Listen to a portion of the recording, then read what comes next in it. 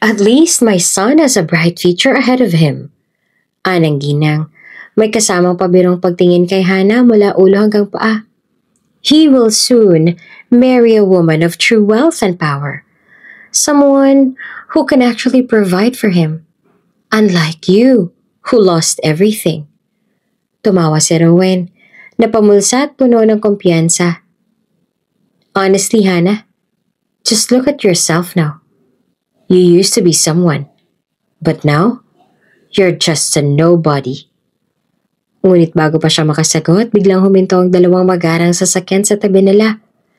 Agad na bumaba ang apat na matikas na bodyguard, pawang nakasuot ng itim na suit. Sabay silang yumuko kay Hana bilang tanda ng paggalang sa harap ng lahat. Lady Hana, sabi ng isa sa kanila na malalim ang boses, "Are you ready to leave? The chairman is expecting you." Nagulat ang lahat, lalo na si Rowan at ang kanyang ina. Kitang-kita sa mukha nila ang pagkagulat at pagkalito. Akala nila ay naghihirap na siya. Paanong may bodyguard pa siya? At bakit siya tinawag na Lady Hana?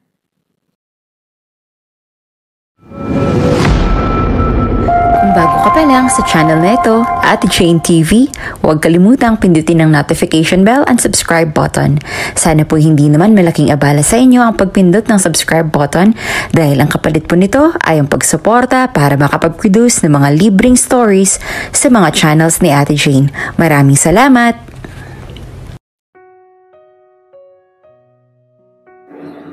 Sa panahon ngayon, mahirap nang humanap ng tunay na pagmamahal. Maraming tao ang naghahangad ng relasyon, hindi dahil sa damdamin kundi dahil sa pera, sa estado o sa kung anong makukuha nila mula sa isang tao. Nakita ni Hana Ellis ang ganitong uri ng pagmamahal. Isa itong panandaliang ilusyon. Isang kasinungalingang natatapos sa oras na makuha na ang gusto. Katulad na lamang ng nangyari sa kanyang ama, na ginamat lamang ng dati nitong asawang stepmother niya at sa oras na nakuha na ng stepmother niya ang gusto nito, ay bigla na lamang nitong iniwan ang kanyang ama. Wala man lang warning. Kaya naman palagi siyang binabalaan ng kanyang ama sa ganoong klase ng pag-ibig. Iyong mapandin lang na uri ng pag-ibig. Ngunit sa loob ng isang taon, si Rowan ang naging mundo niya. Si Rowan Montenegro ay boyfriend ni Hana. Isang taon bilang magkarelasyon at last week lang, nag-propose nito sa kanya na syempre, tinanggap niya dahil mahal niya ito. Para kasi kay Hana, si Rowan na talaga ang lalaking makakasama niya habang buhay. Bukod sa ito ang first boyfriend niya ay mabait din ito. At ngayon, sa harap ng kanyang ama, suot ang makinang na engagement ring sa kanyang daliri. Alam niyang kailangan na ipaglaban ng lalaking mahal niya. Nasa opisina siya ng kanyang ama. Nakaupo sa harapan nito habang tinatanong siya nito ng seryosong mga bagay. "Sigurado ka na ba sa kanya, Hana, anak?" Tanong ng kanyang ama habang nakatitig sa kanya. Kita sa mukha nito ang pag-aalala. "Sigurado ka ba talagang mahal ka ni Rowan? Ni hindi lang siya tulad ng ibang tao na pera ang habol?" Napalunok siya bago matapang na sumagot. "Oo, Papa, mahal ako ni Rowan." Tumango ang kanyang ama. Ngunit hindi nito itinago ang alinlangan sa mukha. "Hindi ako tutol sa pagmamahalan ninyo, anak.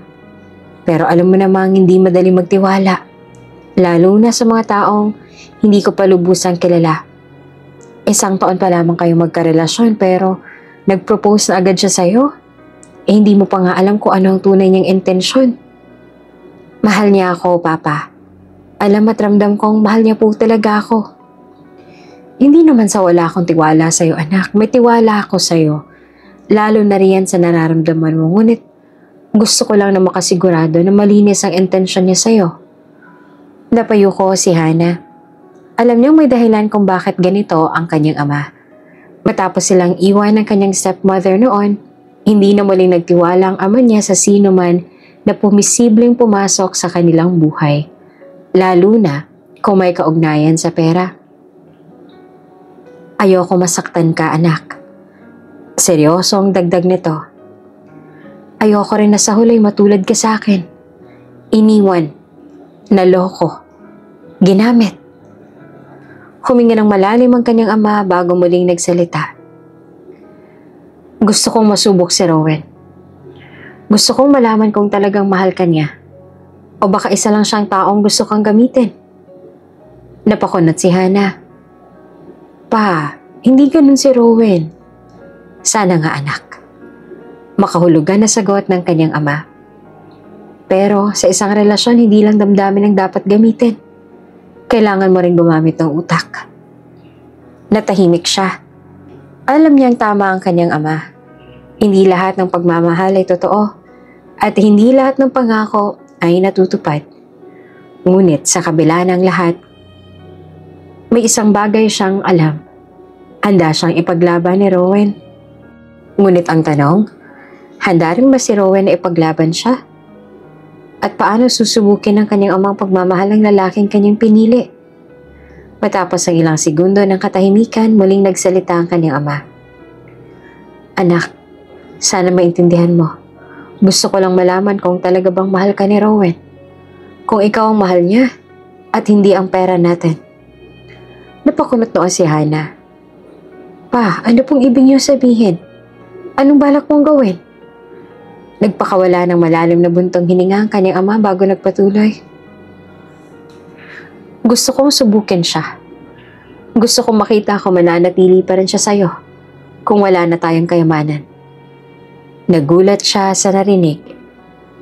Pa, hindi yun naman kailangan gawin yan. Hindi naman ganun si Rowen. Mahal niya ako at alam ko yun. Hindi pera ang habol niya sa akin. Hindi siya katulad ni Tita Jacinta. Gusto ko maniwala sa'yo, anak. Mahinahong sagot ng kanyang ama. Pero kung talagang mahal ka niya, wala siyang pakialam kung mayaman ka o hindi ba? Nag-alangan si Hana. Alam niyang mahal siya ni Rowen, pero hindi niya rin maalis sa isipan na baka tama nga ang ama niya, na baka hindi ganun kasimple ang lahat. Mas mabuti nang makasiguro kaysa sa huli ay masaktan din siya tulad ng kanyang ama. Ayaw niyang pagsisihan ng mga bagay na mangyayari sa buhay niya. Paano po natin gagawin yun, Papa? Tanong niya sa wakas. Isa lang ang naiisip kong paraan. Magpapanggap tayo na nalugi ang negosyo natin. Kailangan niyang isipin na wala na tayong pera. Paliwanag ng kanyang ama. Lahat ng accounts mo frozen. Wala kang magagamit na pera mula sa akin. Kailangan mong ipakita na naghihirap ka na rin. Nanlaki ang mga mata niya. Pa, hindi po ba parang sobra naman yan? Gusto mong makasiguro, hindi ba? Malamig na sagot ng kanyang ama. Napatingin si Hana sa engagement ring na nasa kanyang daliri. Isa itong pangakong habang buhay. Pero paano kung hindi totoo? Sa huli, huminga siya ng malalim at tumango. Sige pa, gagawin ko. Sige, basta tandaan mo. Kung hindi mo na kaya, sabihin mo lang sa akin. At agad kong uutusan ng sekretary ko na i-call off ng engagement ninyong dalawa bago pa man malaman ng ibang tungkol dito. Tumango si Hana. Huwag po kayong mag-alala, Dad. Papatunayan ko po sa inyo na malinis ang intensyon ni Rowen sa akin. Para rin naman sa kanya ang gustong mangyari ng kanyang ama para malaman kung talaga bang mahal siya ni Rowen o kung isa lamang ito sa mga taong piniling gamitin siya para sa pera. Ginawa nga ni Hana kung ano ang plano nila ng kanyang ama. Nagpatuloy siya sa pagpapanggap na may bumabagabag sa kanya. Tuwing kasama niya si Rowen, madalas siyang tahimik at tila malalim ang iniisip. Hindi ito nakaligtas kay Rowen. Kaya isang gabi, habang magkasama silang naglalakad, tinanong siya nito. Hana, may problema ka ba? May hindi ka ba sinasabi sa akin? Napapansin kong parang ang bigat ng iniisip mo nitong mga nakaraang araw ah. Saglit siyang tumigil at nagbuntong hininga ng malalim. Tsaka pilit ng umiti. Gusto ko lang munang makapag-isip, Rowen. Ang dami ko kasing iniisip ngayon. Kita niya sa mukha ng kasintahan ng pag-aalala. Kaya bago pa ito makapagtanong muli, diretsahan niya ng sinabi. Di ba may probinsya kayo? Nagulat si Rowan sa tanong niya pero agad namang tumango. Oo, bahay ng pamilya namin. Bakit? Pwede bang pumunta tayo roon? Gusto ko munang lumayo sa ingay ng syudad. Baka sakaling malinawan ako at makapag-isip ako ng mas mabisang solusyon. Napatitig si Rowan sa kanya. Halatang naguguluhan. Ha? Bakit biglaan? May problema ba sa trabaho mo o sa pamilya mo? Umiling siya. Wala naman. Gusto ko lang ng katahimikan. Paano ng kumpanya niyo kung aalis ka? Ang sabi ni Daday, siya munang bahala sa lahat. Napuno ng lungkot ang tinig niya. Isa pa pakiramdam ko hindi na naman kaya na magstay dito dahil pakiramdam ko unti-unti nang nawawala lahat sa akin. Bagaman may pag-aalinlangan sa mukha ni Rowan, sa huli tumango ito. Sige, kung makakatulong sa'yo, pupunta tayo roon. Hindi niya na napigilan ng paghinga ng maluwag. Isang hakbang na lang. At malalaman niya na ang tunay na intensyon ni Rowan. At sana ay hindi siya nagkamali na nagtiwala siya dito. Sana nga ay tunay na malinis ang intensyon nito sa kanya. Habang naninirahan sila sa probinsya, unti-unting napansin ni Hana ang mga bagay na dati hindi niya binibigyang pansin. Malugod naman silang tinanggap ng pamilya ni Rowan, lalo na ang ina nito, na labis ang pagpapakita ng pagmamahal sa kanya. Sa una, natuwa naman si Hana sa mainit na pagtanggap sa kanya. Ngunit, habang lumilipas ang mga araw, napansin niya ang ibang bagay na hindi niya inaasahan. Sa tuwing may pagkakamali ang mga kasambahay, agad na sumisigaw ang ina ni Rowan. Napapansin niya rin kung paano nitong minamaliit ang mga ito, na para bang wala silang halaga. Minsan, kapag hindi gusto ng ina ng pagkain na inihain, ibinabato nito ang plato sa sahig at pasigaw na pinapalinis sa katulong. Hindi niya ito napansin noon dahil hindi niya naman madalas makasama ang mga ito. Pero ngayong magkasama na sila sa isang bubong, lahat ay nakikita niya na. Asama talaga ng ugali ni Ma'am Lowry. Naririnig ni Hana na nagreklamo ang isang kasambahay sa isa pang kasama nito. Oo nga hindi ko rin lubos akalain na ganyan pala siya kasama at masyado rin mapagmataas. Pero pansin mo ba na kapag nasa malapit ang kasintahan ng anak, bait-baitan siya? Oo nga, pansin ko rin yun. Akala mo kung sinong anghel kapag ang mapapangasawa ni Sir Rowan ang nasa paligid. Pero ang totoo, ay napakasama ng ugali niya. Sa kabila nito, pinili niya namang manmanan na lang ang sitwasyon. Hindi pa niya sinabi kay Rowan ang totoong dahilan kung bakit sila pumunta ng probinsya. Sa halip, nagpatuloy siyang magpanggap na may bumabagabag sa kanya at gusto lang niya ng katahimikan. Minsan, nahuhuli niya si Rowan na nag-aalala na nakatitig sa kanya. Hana, may problema ba talaga? Tanong nito isang gabi habang nasa balkonahe sila. Hindi agad siya sumagot. Sa halip ay tinignan niya ang malawak na taniman ng palay sa harap nila. Gusto ko lang makapag-isip, Rowan. Ang dami kong iniisip ngayon. Tumango si Rowan, pero halata sa mukha nito na hindi siya kumbinsido. Sa loob-loob niya, gusto niya nang matapos ang pagsubok na to. Pero kailangan pa niyang makita kung ano talaga ang tunay na pagkatao ni Rowan. Kung mahal nga ba siya nito nang walang halong pag-iimbot. O kung isa lang ito sa mga taong gusto lang ang kayamanan niya. Habang tumatagal ang pananatili ni Hana sa probinsya, unti-unti niyang natuklasan ang tunay na ugali ng ina ni Rowan. Noong una, napakabait at maalaga nito sa kanya. Laging kinakamusta kung kumain na ba siya. Inimbita siyang magpahinga at trenato siyang parang tunay na anak. Pero sa bawat araw na lumilipas, may mga bagay siyang napapansin na hindi niya nagustuhan. Isang hapon, habang naglalakad siya sa likod ng bahay, narinig niyang may nagsisigawan sa may kusina. Sumilip siya at nakita ang ina ni Rowan na nakatayo sa harap ng isang katulong. Nakataas ang kamay at galit na galit. Ang tatanga ninyo! Ilang beses ko bang sasabihin na gusto ko ng mainit na kape tuwing 3:00? Hindi malamig, hindi maligamgam, mainit. Mahirap bang intindihin yon? Sigaw nito sabay hampas ng baso sa mesa. Nanginginig ang katulong habang paulit-ulit na humihingi ng paumanhin. Pasensya na po, ma'am. Hindi ko po sinasadya. Walang kwenta. Puro kapalpakan. Mariing sagot ng ginang. Napakagatlabi si Hana at marahang umatras. Pilit nilalabanan ng inis na nararamdaman. Alam niyang hindi ito ang unang pagkakataon pero mas pinili niyang manmanan palalo ang ina ni Rowan bago gumawa ng anumang hakbang. Makalipas ang ilang araw, habang naglalakad siya malapit sa hasyenda, narinig niyang may tinatalakan na naman ito. Mga pobre kayong lahat.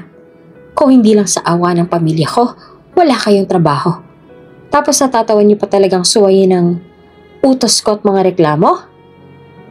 Malakas na sabi nito sa mga manggagawa sa hasyenda. Pero senyora, napakahirap naman po kasi talaga na pinapagawa niyo sa amin. Higit pa ron na malulugi rin po kami dahil hindi naman po tumataas ang sahod namin. Katwiran ng isa na agad naman siyang sinang-ayunan at sinigundahan pa ng iba. Aba, hindi namin kayo sinasahuran para magreklamo. Kung ayaw niyo sa trabaho, di umalis kayo.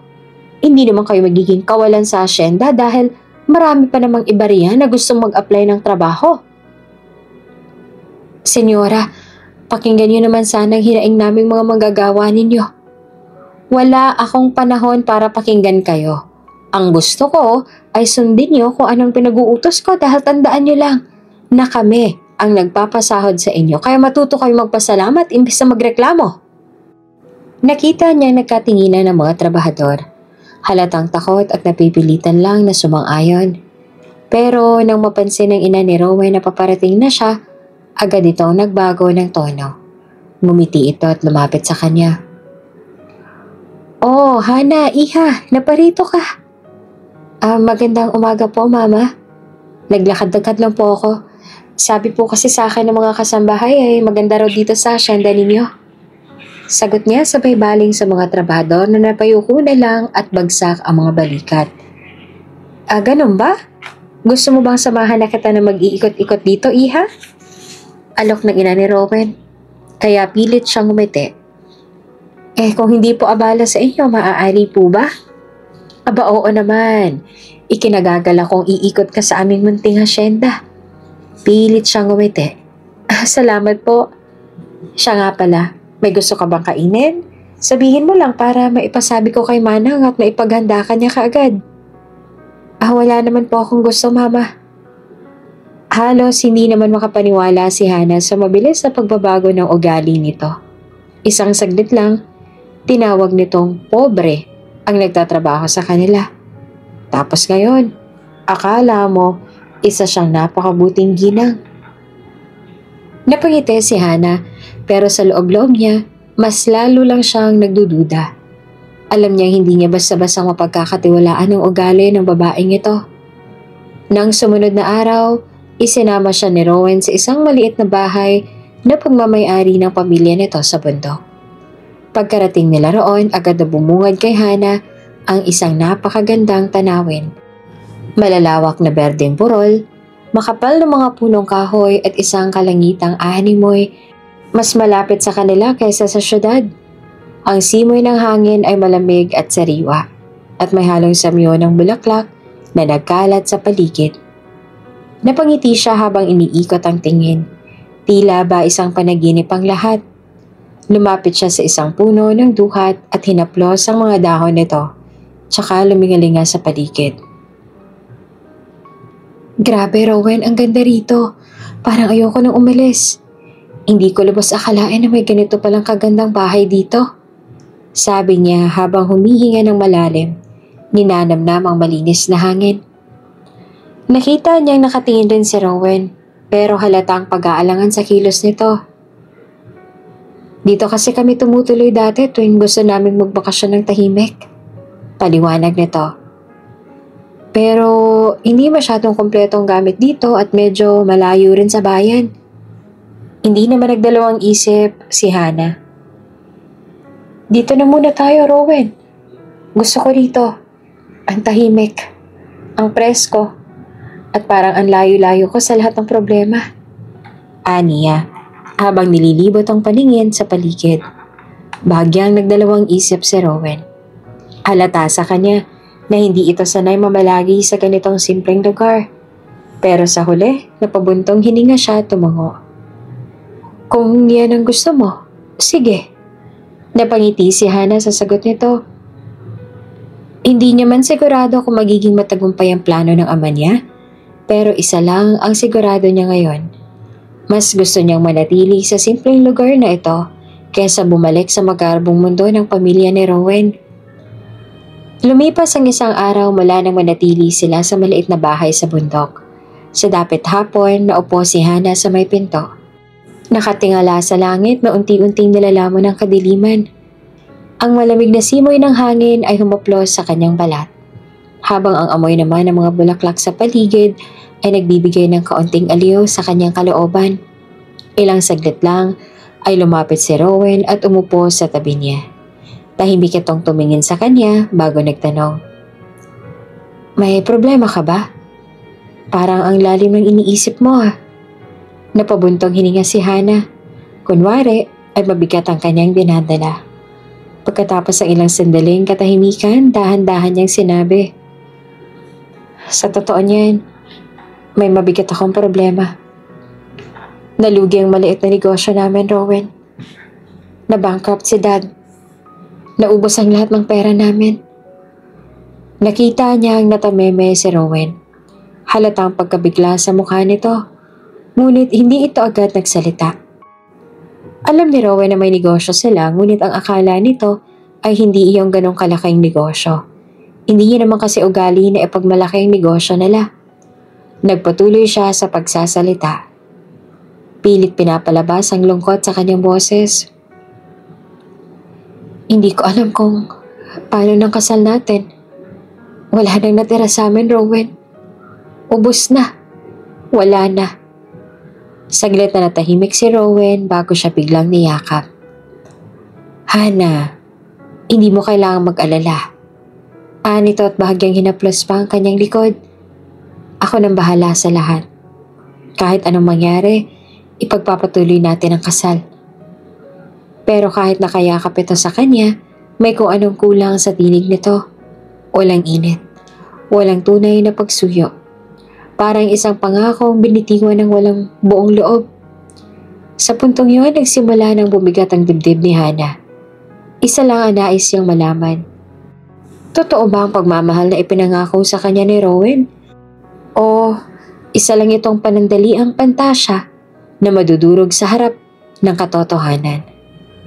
Mula nung gabing sinabi ni Hana ang tungkol sa pagkalugi ng maliit na negosyo ng kanyang pamilya, unti-unti niyang naramdaman ang pagbabago kay Rowan. Hindi na ito gaya ng dati. Wala nang lambing, ang madalas na pagyakap, at ang mainit nitong mga titig sa kanya. Sa umaga, dati-rati ginigising siya nito ng may halik sa noo o kahit isang banayad na haplos. Pero ngayon, gigising na lang siya nang wala si Rowan sa tabi niya. Minsan ay maririnig niyang abala ito sa labas. Ngunit hindi man lang siya tinatawag para kumain. Kapag siya naman ang lumabas upang hanapin ito, makikita niyang tila abala lang ito sa kung ano-anong bagay o mas madalas sa pagbaba pa uwi sa bahay ng mga magulang nito. Isang hapon, habang nag-aayos siya ng hapunan, lumapit siya kay Rowan at niyakap ito mula sa likod. Dati ay agad itong haharap sa kanya. Tatawa at yayakapin siya pabalik. Pero sa pagkakataong yun, nanatiling nakaupo si Rowan. Nakatuon sa cellphone nito na para bang hindi niya naramdaman ang ginawa niya. Rowan, mahina niyang tawag. Tila wala pa rin itong narinig, kaya hinigpitan niya ng bahagya ang yakap. Ano? Malimig nitong sagot. Hindi pa rin siya nililingon. Napakunot ang noon ni Hana. May problema ba? Wala naman. Tipid na sagot naman ni Rowan bago bumuntong hininga. Hana, pwede bang hayaan mo muna akong mag-isa? Marami lang akong iniisip. Nasaktan siya sa sinabi nito, pero hindi na siya sumagot. Pinili niyang iwasan ang pagtatalo, kahit pa damang-dama niya ang distansyang nabubuo sa pagitan nila. Dumaan pa ang mga araw at lalong naging halata ang pagbabago ni Rowan. Kung dati ay mahigpit ang hawak nito sa kanyang kamay tuwing naglalakad sila, ngayon ay parang wala na lang. Kung dati ay sinosorpresa siya nito ng paborito niyang pagkain, ngayon ay halos hindi na ito nag-aalok ng kahit na ano. At ang pinakamalala, hindi na siya tininiknan ng may parehong init sa mga mata. Alam ni Hana na may nangyayari. Pero ang tanong niya sa sarili, ito ba ang tunay na Rowan? O ang lalaking minahal niya noon ay isa lang ilusyon? Isang lalaking hindi kayang magmahal ng walang kasamang yaman at kasaganahan? Lumipas pa ang mga araw at patuloy na nararamdaman ni Hana ang lumalalim na distansya sa pagitan nila ni Rowan. Hindi na ito kagaya ng dati.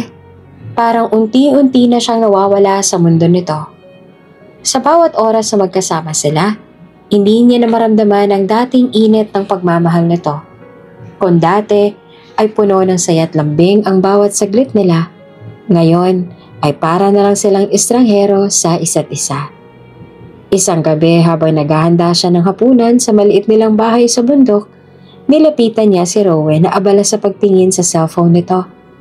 Sinubukan niyang ngumiti at ipakita dito ang niluto niya. Rowan, kumain na tayo. Pero hindi lang siya nito nilingon. Kumain ka na lang, wala akong gana. Malamig na tugon nito. Napayuko siya. Pilit na itinago ang sakit na nararamdaman. Ilang beses niya nang pinipilit na kausapin ito, pero tila ba palayo ito ng palayo. Sa loob ng mahigit 1 taon nilang relasyon, ngayon lang niya naramdaman ang ganitong pagkawalay sa taong minahal niya. Ngunit ang hindi niya inaasahan ay kung paanong agad ipinakita ni Rowan ang tunay nitong ugali at intensyon sa kanya. Isang umagang kay ganda, may kahinahuna ng sikat ng araw na dumadampi sa kanyang balat. Hindi mainit ngunit sapat upang bigyan ng ganda ang paligid. Ang mga bulaklak sa kanyang harapan ay namumukadkad sa iba't ibang kulay. At ang sariwang simoy ng hangin ay may halong halimuyak ng mga ito. Sa mga sandaling yon habang maingat niyang tinatabas ang mga sanga upang mas gumanda ang hubog ng halaman, naramdaman niya ang kakaibang kapayapaan. Tila saglit niyang nakalimutan ang sakit na dinadala niya. Bigla na lang niyang narinig ang masasayang halakhak ng mga bata sa di kalayuan. Lumingon siya at nakita ang 2 paslit na masayang naghahabulan. Ngunit maya-maya lamang ay napansin niyang may hinahabol din sa kanila. Isang asong tila nais makisali sa laro. Napadaan ang mga bata sa harapan niya at nang mapansin siya, biglang natigil ang kanilang pagtakbo. Ang isa sa kanila ay isang batang lalaki may madungis na pisngi at magulong buhok. Tila natulala sa kanya. Samantalang ang isa pa, isang batang hawig lang din ang isa. May magandang mga mata at may dalang maliit na basket ng bunga. Biglang sumigaw, puno ng pagkamangha. Diwata! Napakurap si Hana. Hindi makapaniwala sa tinawag ng bata. Ako? Diwata? Natawa siya ng bahagya. Ngunit nang tingnan niya ang mukha ng mga ito, seryoso silang nakatitig sa kanya na para bang may nakita silang isang mahiwagang nilalang. Ate, diwata ka ba? Tanong ng batang lalaki. Tila takot na lumapit ngunit hindi maitatangging namamangha. Hindi alam ni Hana kung matutuwa ba siya o matatawa. Napalagay ang loob niya sa inosenteng tingin ng mga bata. Sa unang pagkakataon, matapos ang mga nangyari, naramdaman niyang may mga matang humanga sa kanya, hindi dahil sa pera o estado niya sa buhay, kundi sa isang simpleng paraan ng kanyang pagkatao. Napangiti si Hana at umiling. Hindi ako diwata, sagot niya sa mga bata. Bahagyang natatawa sa kanilang reaksyon. Sa narinig ay lalong lumapit ang 2 sa kanya. Halos nakadikit na sa kanyang harapan habang tinititigan siya ng mas maigi. Napansin niya kung gaanong kalalim ang kanilang pagkamangha, lalo na magsalita ang isa. Talaga po, hindi ka diwata, pero ang ganda-ganda mo po. Bulalas nito, na sinundan pa ng tango ng batang lalaki. Nag-init ng bahagya ang kanyang pisngi sa papuri ng bata. Ngunit tinanggap niya ito ng may ngiti. Thank you, ang babait ninyo. Sagot niya habang hinahaplos ang ulo ng dalawang bata. Napansin niyang magkamukha ang dalawa kaya naisip niyang itanong, kambal ba kayo? Opo, sabay na sagot ng dalawa. Ang cute niyo naman. Ano nga pala mga pangalan ninyo? Tanong niya. Ako po si Creed. Ako naman po si Cleon. Ang gaganda ng pangalan ninyo. Puri niya. Natutuwa sa kasiyahan ng mga bata. Kasama niyo rin ba ang mommy at daddy niyo rito? Si Papa lang po, sagot ni Cleon. Nasa hulihan lang po namin, malapit na rin po yun. Napalingon si Hana sa direksyong tinuro ng bata. Inaabangan kung sino ang sinasabi nilang ama. Habang naghihintay, napansin niyang tila sanay sa probinsya ang dalawang bata. Nakayapak, ngunit masisigla. Punong-puno ng buhay ang mga mata. Sa kabila ng lungkot na bumabalot sa kanya nitong mga araw, tila bigla siyang pinagaan ng presensya nila. Ilang saglit pa, biglang kumahol ang aso sabay ng malakas na atungal ng kabayong paparating. Muli napalingon si Hana sa direksyon ng ingay at napasinghap niyang makita ang isang lalaking sakay ng kabayo. Matangkad, matipuno, at may matipunong pangangatawan. Ang mukha nito ay parang hinulma ng perpektong proportion. May matalas na panga, matangos na ilong, at malalim na mga mata na tila nagtataglay ng isang misteryosong kwento. Sa ilalim ng sikat ng araw, tila isang modelo itong bumaba mula sa kabayo. Papa! Masayang sigaw ni Cleon at Reed sabay takbo palapit sa lalaki. Bahagyang nagulat naman si Hana nang mapansin niyang sandaling lumipad ang tingin nito sa kanya bago bumaba at hinawakan ng ulo ng kambal. Bakit kayo tumigil? Sabi ko huwag kayong tatakbo kung saan-saan. Nito. Ngunit banayad ang boses na halatang may lambing sa mga anak. May nakita po kaming diwata, Papa. Sabik na sabi ni Cleon habang itinuro siya ng batang lalaki. Bahagyang napangiti naman ang ama ng kambal, tsaka muling tumingin sa kanya. Sa ilang segundong pagtama ng kanilang mga mata, tila bumagal ang mundo ni Hana. May kung anong init na gumapang sa kanyang balat, ngunit agad siyang nag-ayos ng sarili. Tumuloy na kayo sa loob, utos ang lalaki sa kambal.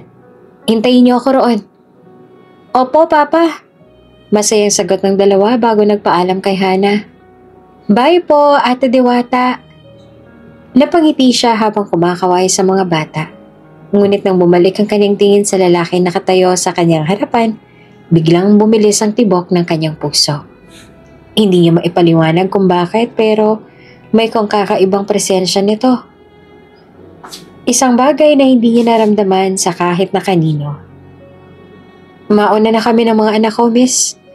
Paalam ng lalaki bago muling sumakay sa kabayo nito. Nang makaalis na ang mag-ama, biglang lumapit sa kanya si Rowan. Halatang kanina pa pala itong nakamasid sa interaksyon niya sa mga bata at sa lalaking nakasakay sa kabayo. May bahagyang irita sa mukha nito habang nakatingin sa direksyon ng papalayong mag-aama. Sino yung mga yan? Tanong nito sa malamig na tono. Nagulat na lamang siya sa biglaang pagsulpot nito ngunit kalmado siyang sumagot. Napadaan lang sila.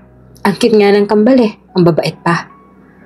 Muling sumunod ang tingin si Rowan sa direksyon ng mag-aama, tsaka nagbuntong hininga. Hana, makinig ka sa akin. Nito na mas mahina na ang boses pero may diin. Huwag na huwag kang lalapit sa mga yon. Lalo na sa lalaking yon. Bahagyang napakunot ang noon niya. Bakit naman? Tanong niya, naguguluhan. Masama ba silang tao? Mas lalo pang dumilim ang ekspresyon ni Rowan bago tumango. Oo, masamang tao ang ama ng kambal na yon. Kaya huwag ka magpapaloko sa maamong mukha niya. Napatitig si Hana sa nobyo, nag-iisip. Hindi niya lubos maisip kung bakit sinabi iyon ni Rowan. Sa maiksing interaksyon niya sa lalaking yon, wala siyang nakitang masama. Sa katunayan, mukha nga itong responsableng ama. Malambing sa mga anak nito at tila maayos naman ang magpapalaki sa kanila. Pero nag-aalangan siyang magsalita. Parang hindi naman. Ang bait nga niya sa mga anak niya eh. Kung masama siyang tao, di ba dapat apektado rin ang pagpapalaki niya sa kambal? Napapikit si Rowan. Halatang naiinis. Hindi mo alam kung anong sinasabi mo, Hana. Maniwala ka na lang sa akin. Layuan mo sila. Sa kabila ng babala ni Rowan, may kumurot sa isip niya. Hindi siya sigurado kung bakit pero hindi niya maiwasang pag-isipan kung ano ang totoong dahilan sa likod ng mga sinabi ng nobyo. Hindi siya makatulog ng gabing yon. Paulit-ulit niyang iniisip ang sinabi ni Rowan tungkol sa mag-aama. Masamang tao raw ang ama ng kambal? Pero bakit hindi niya maramdaman niyon? Sa maikling interaksyon nila, wala siyang nakitang masama sa lalaki. Sa halip, nakita niya kung paano ito ngumiti ng may pagmamahal para sa mga anak nito. Napabuntong hininga siya at bumaling sa kabilang panig ng kama. Napansin niya lang noon na hindi siya tinabihan ni Rowan. Nasa gilid ito ng kama, nakatalikod sa kanya, at mukhang tulog na tulog. Kumunot ang noon niya. Dati-rating mahigpit itong yumayakap sa kanya bago sila matulog. Pero ngayon, para bang may nakahadang na pader sa pagitan nilang dalawa. Sobrang cold na talaga nito sa kanya. Napalunok siya at napatingin sa kisame. Nagsisimula na siyang matakot sa posibilidad na baka totoo ang kutob niya. Na baka hindi siya talaga mahal ni Rowan. At kung totoo nga iyon, ano nang mangyayari sa kanila? Nang sumunod na umaga, nagulat si Hana nang makita ang ina ni Rowan sa bahay. Hindi niya alam na darating ito kasi wala namang sinabi sa kanya si Rowan. Kaya nagtataka siyang pinanood ang ginang habang masayang nakikipag-usap sa anak nito sa sala. Magpapasya siyang lumapit, pero bigla niyang narinig ang usapan ng mag-ina. Natigilan siya sa likod ng dingding. Hindi sinasadyang marinig ang pinag-uusapan nila tungkol sa kanya. Ano? Wala na pala silang pera at yaman? Napakaliit na nga lang ng negosyo nila, nalugi pa. Ikaw naman kasi anak, hindi ka man lang naghanap ng mas mayaman pa riyan sa nobyo mo ngayon. May inis sa tono ng boses ng ina ni Rowan. Opo, mama, sagot ni Rowan. Nalugi na raw yung negosyo nila eh. Biglaan ang nangyari pero malaki yung kinakaharap nilang problema ngayon. Sandali siyang napatigil. Sa kabila ng lahat, may bahagi pa rin ng puso niyang umaasang ipagtatanggol siya ni Rowan. Nasasabihin nitong mahal siya nito at hindi lamang pera ang dahilan ng relasyon nila. Pero sa halip, narinig niya ang sunod na tanong ng ina ni Rowan. Isang tanong na nagpabigat sa dibdib niya. Ano nang plano mong gawin ngayon? Alangan naman na magstay ka na lang sa kanya. Wala ka magiging maayos sa future kasama siya. Kaya ayusin mo ang pagdedesisyon mo. May ilang segundong katahimikan muna bago muling nagsalita si Rowan. Hindi ko po alam. Sagot nito. Halatang wala talagang direksyon ang iniisip. Naiinis naman na sumagot ang ina nito. Ano pa bang iniisip mo, Rowan? Alam mo naman ang kayamanan lang nilang habol mo sa kanya. Wala nang kwentang babaeng yan kung wala na siyang pera. Napasinghap si Hana. Masakit ang sinabi ng ginang pero mas masakit ang sagot ni Rowan. Alam ko naman po yun, mama. Pero ano pong magagawa ko? Hindi ko naman inaasahan ang biglang pagbagsak ng negosyo nila. Nang marinig ni Hana ang sumunod na sinabi ng ina ni Rowan, lalo siyang nanlumo. Kung ganon anak, ano pang silbi niya sa atin kung wala na pala siyang yaman at pera? May kasamang paniliit sa boses ng ginang. Kailangan na siyang mawala sa landas at mundo natin. Halos mapaluhod naman si Hana sa sakit ng narinig. Hindi niya inakala na kaya ng isang ina na sabihin ang ganitong bagay sa kanya. Na para bang isa lang siyang gamit na kapag wala ng halaga ay kailangang itapon. Hindi naman agad sumagot si Rowan. May ilang segundong katahimikan bago ito nagbuntong hininga at nagsalita. Ayoko rin na maranasan ng maghirap, Mama. Matigas ang tono ng boses ni Rowan. Ayoko ako maghanap buhay para lang buhayin siya. Kaya nga siyang pinili ko kasi akala ko maibibigay niya sa akin ng maayos na buhay. Akala ko hindi ko na kailangan magtrabaho kapag siya naging asawa ko. Napapikit si Hana. Hindi siya makapaniwala na ganito pala talaga ang iniisip ni Rowan sa kanya. Ang lalaking akala niya ay nagmamahal sa kanya, ang lalaking pinangarap niyang makasama habang buhay, ay isang taong walang pakialam kung ano man ang mararamdaman niya. Muling nagsalita si Rowan. Ano po ba ang dapat kong gawin? Hindi man lang ito nag-alinlangan. Hindi man lang ito nagdalawang isip. Iwan mo siya at tumanap ka ng ibang babae, anak. Iyong mas mayaman at tsak na maiaahon tayo sa hirap. Malamig na sagot ng ina nito. Huwag ka na mag-aksaya ng panahon pa sa kanya. Wala kang mapapala dyan. Iba ka sa kanya pa maubos ang pera natin. Ako, ayoko mangyari yon dahil mahalaga sa akin ang pera. Para nang binagsakan ng langit at lupa si Hana. Ramdam niyang kirot sa puso niya. Ito na ang kasagutan sa lahat ng katanungan niya.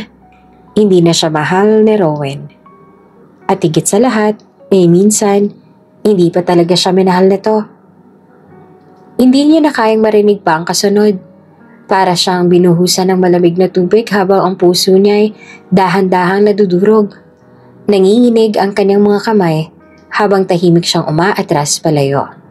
Sa isang iglap, nawala lahat ng ilusyon niya kay Rowan. Alam niya na ngayon ang totoo.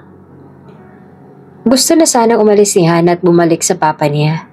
Gusto niyang sabihin rito na tama nga ito ng tingin kay Rowan. Na pera lang ang habol nito at hindi siya minahal kailanman. Ang kaso ay hindi niya makontak ang kanyang ama dahil kinuha ni Rowan ang cellphone niya. Kailangan niyang bumaba at umuwi dito. Mag-isa siyang naglakad sa maputik na daan. Walang direksyon. Basta lang siyang lumayo sa lugar na yon.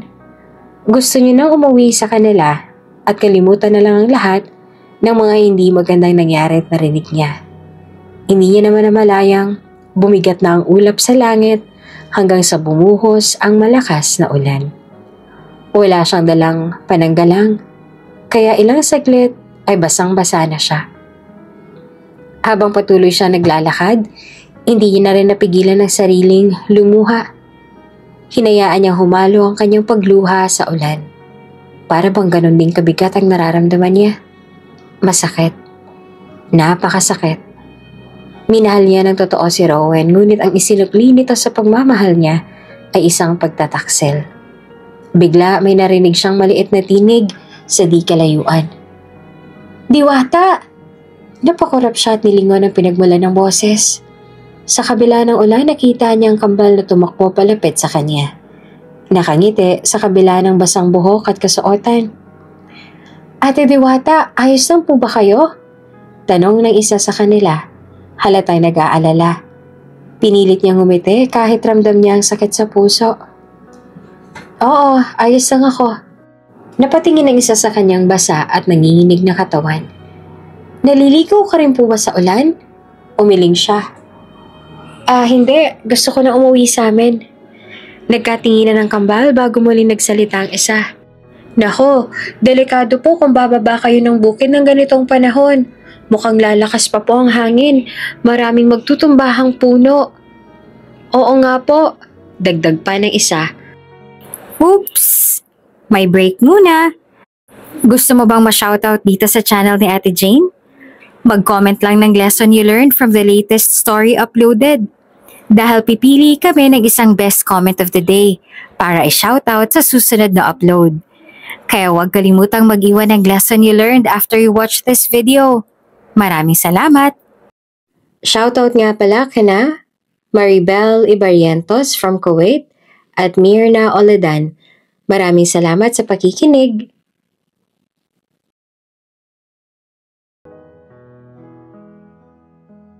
Ang mabuti po, sumama na lang po muna kayo sa amin ng kakambal ko. Doon na lang po kayo magpatila ng ulan sa amin. Napatingin si Hana sa dalawang bata. Walang pag-aalinlangan sa mga mata ng mga ito. Parang likas sa kanilang pagiging mabait at matulungin. Sa gitna ng lahat ng sakit na nararamdaman niya ngayon, parang bigla siyang nakahanap ng kahit kaunting liwanag. Dahan-dahan siyang tumango. Sige, sasama ako sa inyo. Pagdating nila sa tapat ng isang simpleng bahay na yari sa kahoy, agad na tumakbo ang kambal papasok at tinatawag ang ama nila. Papa, andito na po kami, sigaw ng isa. Habang masaya namang tumawa ang kakambal. Maya-maya pa ay bumukas ang pinto at lumabas ang ama ng mga bata. Kahit basaran ito ng ulan, hindi maikakailang napakagwapo nito. Matikas ang tindig, may matangos na ilong, at matalim na ang mga mata na kasalukuyang puno ng pag-aalala. Ano ba naman kayo? Salubong nito sa kambal. Hindi ba sabi ko sa inyo huwag kayo maligo sa ulan dahil delikado? Umalis pa kayo nang hindi man lang nagpapaalam sa akin. Napubuntong hininga ito at mabilis na kinuha ang tuwalya sa loob ng bahay upang ipatong sa mga anak. Ngunit habang inaasikaso ang mga bata, bigla itong natigilan nang mapansin siya. Nagtama ang kanilang mga mata. Kitang-kita niya ang pagtataka sa mukha ng lalaki bago nito tiningnan ang kambal na parang nagtatanong. Agad namang sumagot ang isa sa kanila. Papa, nakasalubong po namin si Ate Diwata sa daan. Basang-basa po siya ng ulan kaya inaya namin siya dito para magpatila muna. Napayuko siya at nag-aalalang nagpaumanhin. Pasensya na po sa abala. Wala po akong intensyong manggulo. Pwede po akong umalis kung hindi kayo komportable. Ngunit umiling lang ang ama ng kambal. Ayos lang, basang-basa ka na. At delikadong bumaba sa bayan ng ganitong panahon. Pumasok ka na muna at magpatuyo. Pinagbuksan siya ng pinto ng lalaki. At kahit nag-aalangan, pumasok siya sa loob. Ramdam niya ang init ng lugar. Hindi lang dahil sa nagliliyab ang uling sa maliit na kalan, kundi dahil din sa pakiramdam ng tahanang matagal niya nang hindi nararamdaman. Pagpasok nila sa loob ng bahay, agad na tinanggal ng kambal ang kanilang basang tsinelas sa may pinto. Malinis at maayos ang loob. May simpleng upuang kahoy, isang maliit na lamesa at isang lumang aparador sa tabi. Sa kabila naman ay may lutuan at sa isang sulok ay isang maliit na papag na may nakatiklop na kumot. Agad na lumapit ang ama ng kambal sa kanila at mahigpit na tinignan ang mga anak. Maligo na kayo. Ayoko kayo magkasakit. Opo, Papa. Sabay na sagot ng kambal bago bumaling sa kanya. Ate Diwata, maliligo na po kami ha. Napagiti siya tumango rito. Sige. Mag-ingat kayo. Habang tumatakbo ang kambal patungo sa likod bahay, napansin ng lalaki na nanginginig siya. Marahil sa lamig ng basang damit na nakadikit sa kanyang balat. Sandali siyang tinitigin ito bago lumakad papunta sa isang kwarto. Kukuha lang ako ng tuwalya, sabi nito bago tuluyang pumasok sa loob. Sinundan niya ito ng tingin, pansamantalang iniwasan ang panginginig ng kanyang katawan. Maya-maya bumalik ito na may hawak na tuwalya at isang malinis na damit. Inabot nito sa kanya ang mga iyon. Oh, heto, pwede ka na magpalit sa CR. Nasa loob yun, kaliwa. Nag-aalingan man ay tinanggap niya naman iyon. Salamat, pasensya na ulit sa abala. Ayos lang, sagot nito. Ang kambal naman ay sa likod naliligo, may gripo roon. Tumango siya at dinalang mga damit papunta sa banyo. Habang papasok, hindi niya maiwasang mapaisip. Ibang-iba ito kay Rowan. Sa kilos, sa tingin, sa paraan ng pakikitungo. Hindi niya alam kung bakit. Pero sa kabila ng lahat ng nangyari, sa unang pagkakataon ngayong araw, pakiramdam niya ay ligtas siya. Pagkatapos niya magpalit, mas mainit na ang pakiramdam niya sa tuyong damit. Paglabas niya ng banyo, naaamoy niya agad ang mabangong singaw ng mainit na gatas. Sa mesa, may isang tasa na nakahanda para sa kanya. "Uminom ka muna," sabi ng lalaki habang inaaabot iyon sa kanya. Nahihiya man ay tinanggap niya ito at bahagyang yumuko bilang pasasalamat. "Salamat talaga ha. Pasensya na sa abala." "Ayos lang," sabi nito habang naupo siya sa isang kahoy na upuan. Tahimik muna silang dalawa bago nagtanong ang lalaki. "Ano nga palang pangalan mo?" "Hana," sagot niya bago siya nagtanong pabalik. "Ikaw?" "Alexus," sagot nito. "At ang kabal naman, sina Creed at Cleon, mga anak ko." Napangiti siya. Bagay sa kanilang pangalan nila. Ilang saglit lang ay bumukas ang pintuan at pumasok ang kambal. Suot na ang malinis nilang damit. Masiglang lumapit ang isa sa kanilang ama at nag-request. "Papa, gusto rin po namin ng mainit na gatas." Tumango naman si Alexus at agad na tumayo. "Maghintay-hintay lang kayo, magtitimpla ako agad." Nang makapasok si Alexus sa kusina, lumapit ang kambal kay Hana. Tiningnan siya ng mga ito ng may pag-aalala. "Ate Diwata, nilalamig ka po ba?" tanong ni Cleon. Napangiti siya at umiling. "Ay hindi na, mainit ng pakiramdam ko. Salamat nga pala sa inyo ha." Natuwa ang kambal sa sagot niya at naupo sa tabi niya. Halatang komportable ang mga ito sa presensya niya. Sa kabila ng hirap na pinagdaanan niya kanina, napalitan iyon ng kakaibang init at kaginawaan habang kasama ang mag-aama. Napangiti si Hana habang nakatingin sa kambal. "Sino nga ulit sa inyo si Cleon at sino si Creed?" Masiglang nagturo naman sa sarili ang isa. "Ako po si Cleon." Ang isa naman tumawa bago nagtaas ng kamay. "Ako naman po si Creed." Paano ko kayo madaling makikilala?" tanong ni Hana, curious kung paano sila maiiwasang magpalit. Napatingin ang kambal sa isa't isa bago nagpakita ng palatandaan si Cleon. "Ako po yung may nunal sa ilalim ng mata." Sabay turo sa maliit na nunal sa kanyang kaliwang pisngi.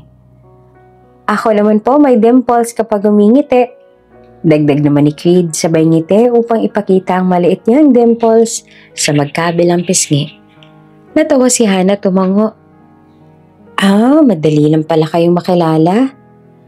Bago pa sila makapagpatuloy ng kwentuhan, bumalik na si Alexus dala ang 2 tasa ng mainit na gatas. "Oh, heto na. Uminom na kayo bago pa lumamig."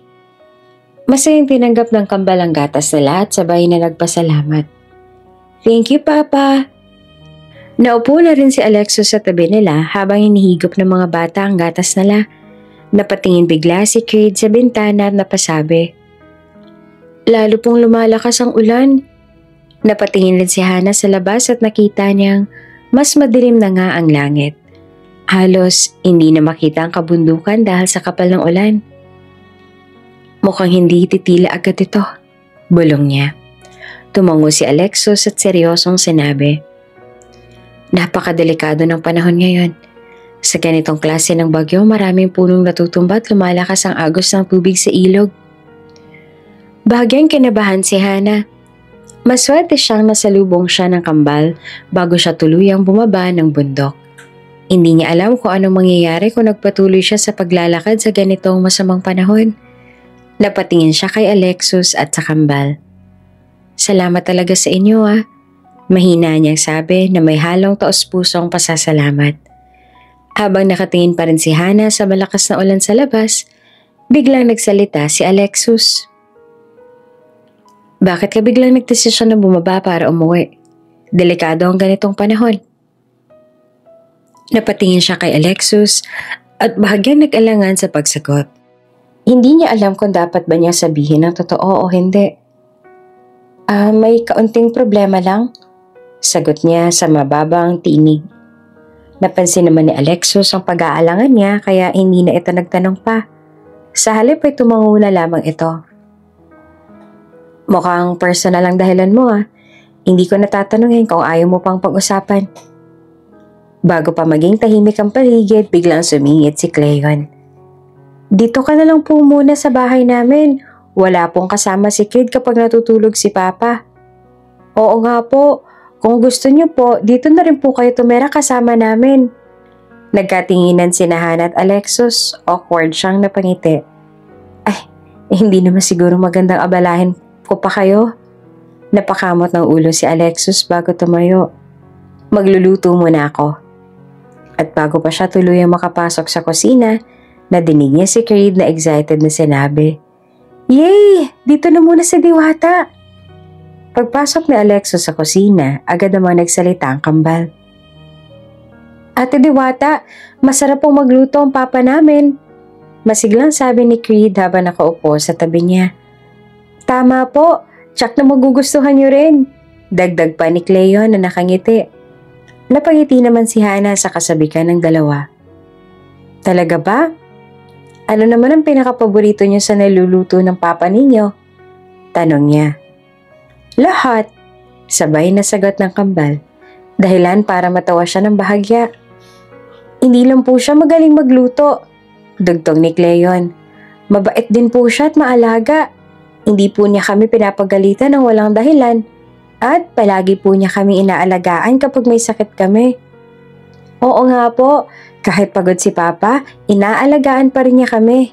Pagmamayabang naman ni Creed. "Kaya po love na love namin siya." Habang patuloy sa pagkukwento ang kambal tungkol sa kanilang ama, hindi naman maiwasan ni Hana na mapansin ang malaking pagkakaiba nito sa sinabi ni Rowan noon.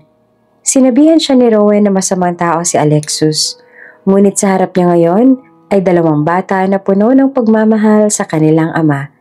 Isang lalaking tila malayong maging masama sa paraan ng pagpapalaki niya sa kanyang mga anak. Tahimik siyang napatingin sa kusina kung saan naroon si Alexos. Nagtataka kung bakit gano'n na lang ang tingin sa kanya ni Rowan. Gabi na nang ihatid siya ni Alexos sa bahay ni Rowan. Ayaw na sana niyang bumalik doon pero madilim na ang paligid. At hindi niya nais na makaabala sa mag-aama. Tahimik lamang siya sa kabuuan ng biyahe. Iniisip kung ano ang gagawin niya sa mga nalaman niya ngayong araw. Pagdating sa harap ng bahay, bumaba siya mula sa kabayo at hinarap si Alexos. "Salamat sa paghahatid." Ani niya ng may mahinang ngiti. Tipid lamang na tumango si Alexos at hindi na nagsalita pa.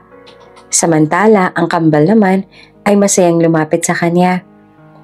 "Ate Diwata, balik ka po ulit sa amin sabi ni Creed. Nakangiti habang hawak ang kamay ng kakambal niya. "Oo nga po, bibigyan ka pa namin ng masarap na prutas." Dagdag ni Cleon na puno ng sigla. Napangiti siya sa pagiging masiyahin ng dalawa.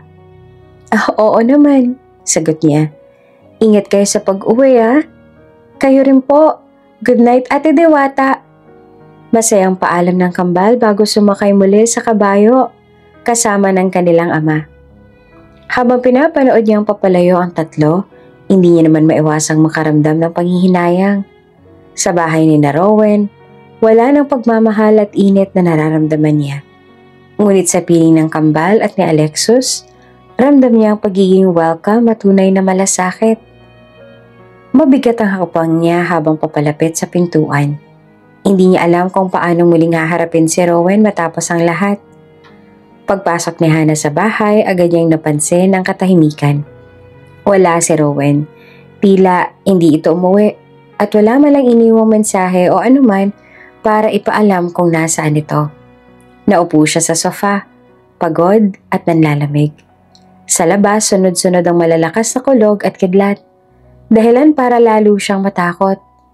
Napayakap siya sa sarili, pilit na pinapatibay ang loob. Pero hindi niya mapigilan ang mga luhang nagsimulang bumagsak. Bakit ba ako nagtiwala agad sa kanya nun? Bulong niya sa sarili habang hinahaplos ang pisngi. Iniisip ang lahat ng sakit na nararamdaman niya ngayon. Lahat ng pangako ni Rowan, lahat ng matatamis sa salitang binitiwan nito, parang wala ng halaga. Kung dati ay hindi siya nagdududa sa pagmamahal nito, ngayon ay malinaw na sa kanya ang lahat. Hindi siya minahal ni Rowan. Isa lang siyang gamit na walang silbi ngayong wala nang yaman ng pamilya niya. Niyakap niya ang sarili ng mas mahigpit habang nakaupo sa sofa. Bawat dumadagundong ng kulog ay nagpaparamdam sa kanya kung gaano siyang nag-iisa sa gabing iyon. Kung gaano siyang pinabayaan ng lalaking inakala niyang magiging katuwang niya sa buhay. Sa kabila ng sakit, isa lang ang sigurado niya. Hindi niya na muling hahayaang masaktan siya ni Rowan. Kinabukasan, ramdam ni Hannah ang matinding sakit ng katawan. Ang init na bumabalot sa kanya ay nagsasabing tinamaan siya ng matinding lagnat. Marahil dulot ng pagpapabasa niya sa ulan kagabi. Subalit kahit anong bigat ng pakiramdam niya, pinilit niyang bumangon. Umaasang sa pagkakataong to, si Rowan ay babalik na at magpapakita ng kahit kaunting malasakit sa kanya. Ngunit naghintay siya maghapon nang walang dumating. Hanggang sa pagsapit ng gabi, doon lang bumalik si Rowan. Nang makita siya nito na nakahiga sa kama, namumutla at nanghihina. Isang malamig na tingin ang ibinigay nito. Walang kahit anong pag-aalala o pagtatanong kung kamusta na ba siya. Para bang wala itong pakialam sa kanyang kalagayan. Halos hindi naman makapagsalita si Hannah habang pinagmamasdan si Rowan na abala sa pag-iimpake ng mahahalagang gamit nito. "Rowan, saan ka pupunta?" Tanong niya sa mahinang tinig. Ngunit hindi siya sinagot nito.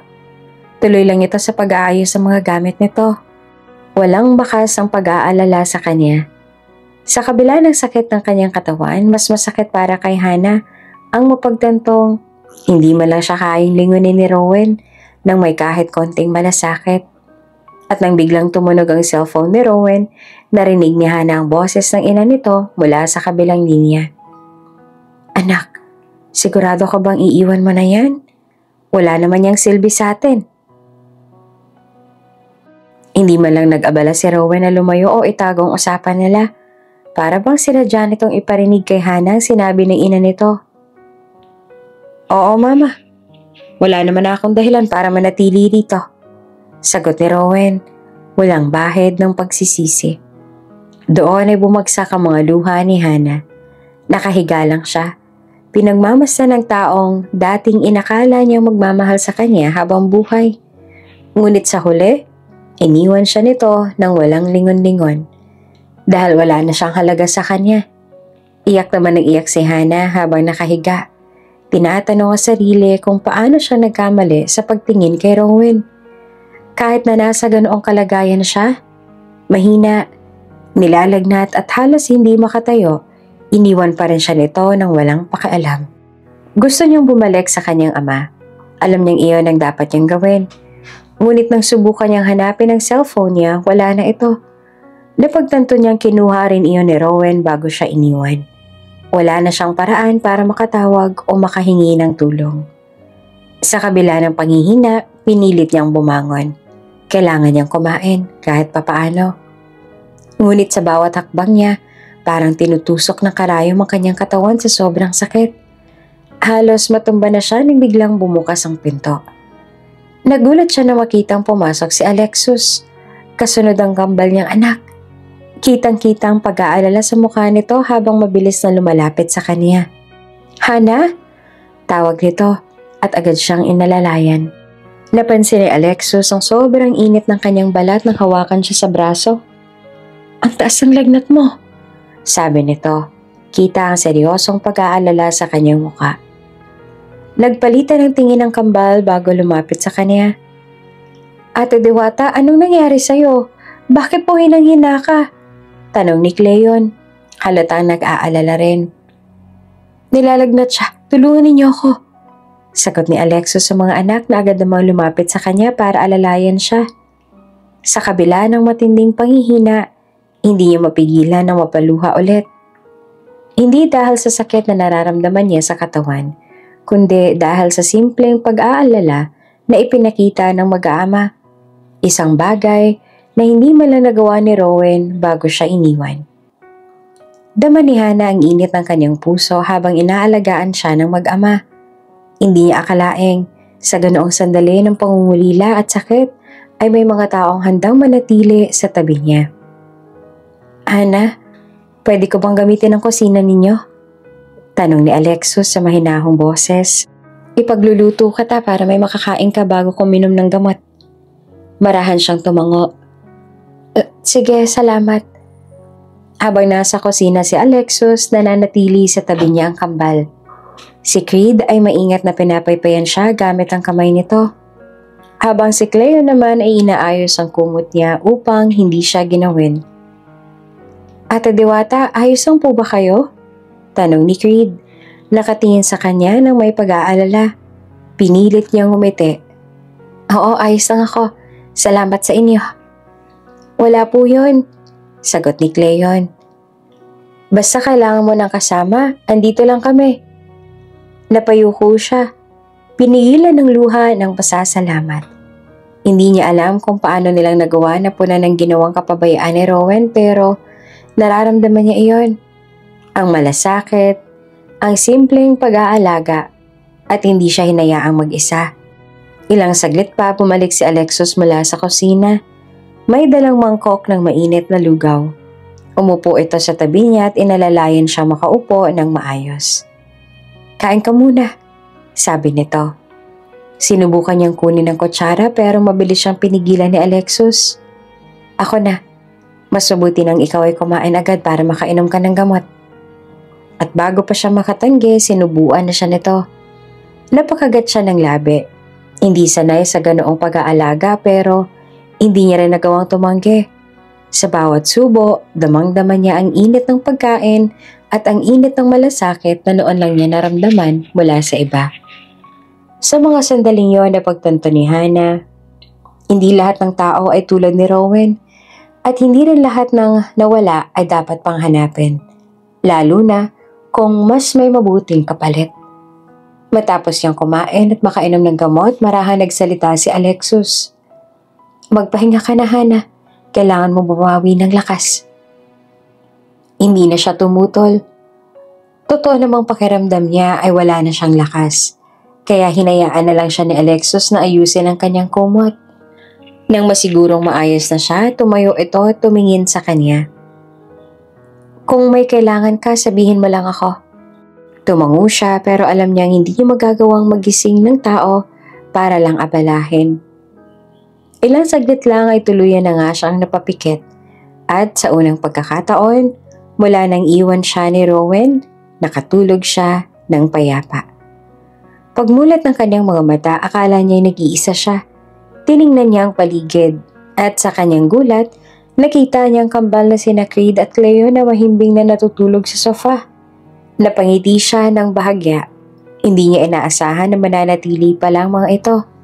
Maya-maya biglang bumukas ang pinto.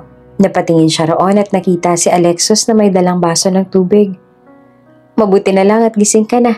Maiinom mo na rin ang gamot mo. Sinabi nito habang lumalapit sa kanya. Sinundan niya ito ng tingin. Ramdamang bigat sa kanyang katawan. Pero kahit papaano ay gumaan ang kanyang pakiramdam. Naupo ito sa tabi niya at maingat na nihanda ang gamot bago iniabot ito sa kanya. Uminom ka na para tuluyan kang gumaling, sabi ni Alexos. Malamig pero may halong pag-aalalang tinig. Kinuha niya ang gamot at tubig, tsaka nahihiyang tumingin sa lalaki. Salamat sa lahat Alexos, mahinang sabi niya. Hindi ito sumagot pero kita niya sa mata ni Alexos ang pagtanggap sa kanyang pasasalamat. Sa sandaling yon, pakiramdam niya ay hindi na siya nag-iisa. Matapos niyang inumin ang gamot, tiningnan siya ni Alexos at mahinahong nagtanong. Kamusta nang pakiramdam mo? Napatingin siya rito bago marahang tumango. Medyo maayos na ako. Maraming salamat nga pala sa inyo. Sagot niya ng taos puso. Ayos lang yun. Sagot naman ni Alexos at saka napatingin sa kambal na mahimbing pa ring natutulog sa sofa. Pasensya ka na rin Nakatulog na pala ang dalawa. Napatingin siya sa kambal at bahagyang natawa. Baka napagod sila, nakakaawa naman. Nako, hindi naman. Sagot ni Alexos habang may bahagyang ngiti sa labi. Masaya nga silang alagaan ka. Napangiti rin siya. Kahit saglit lang nilang pagkakakilala, ramdam niya ang kabutihan ng mag-aama. Maya-maya muling nagsalita si Alexos. Gusto mo bang magpahinga ulit? Umiling siya. Gusto ko munang magpahangin. Tumango naman si Alexos at maingat siyang inalalayan pababa mula sa kama. At dahil medyo nangihina pa rin siya, hindi niya maiwasang humawak sa bisig ni Alexos habang naglalakad sila palabas. Tahimik lamang ang lalaki. Ngunit ramdam niya ang pag-iingat nito sa kanya. Paglabas sila, nagtungo sila sa balcony. Huminga siya ng malalim at hinayaan ng malamig na hangin na dantayan ang kanyang mukha. Sa kabila ng sakit na pinagdaanan niya, sa sandaling ito tila may kaunting ginhawang bumabalot sa kanya. Habang tahimik nilang pinagmamasdan ng malawak na tanawin mula sa balcony, biglang nagsalita si Alexos. Mag-isa ka lang ba dito sa bahay?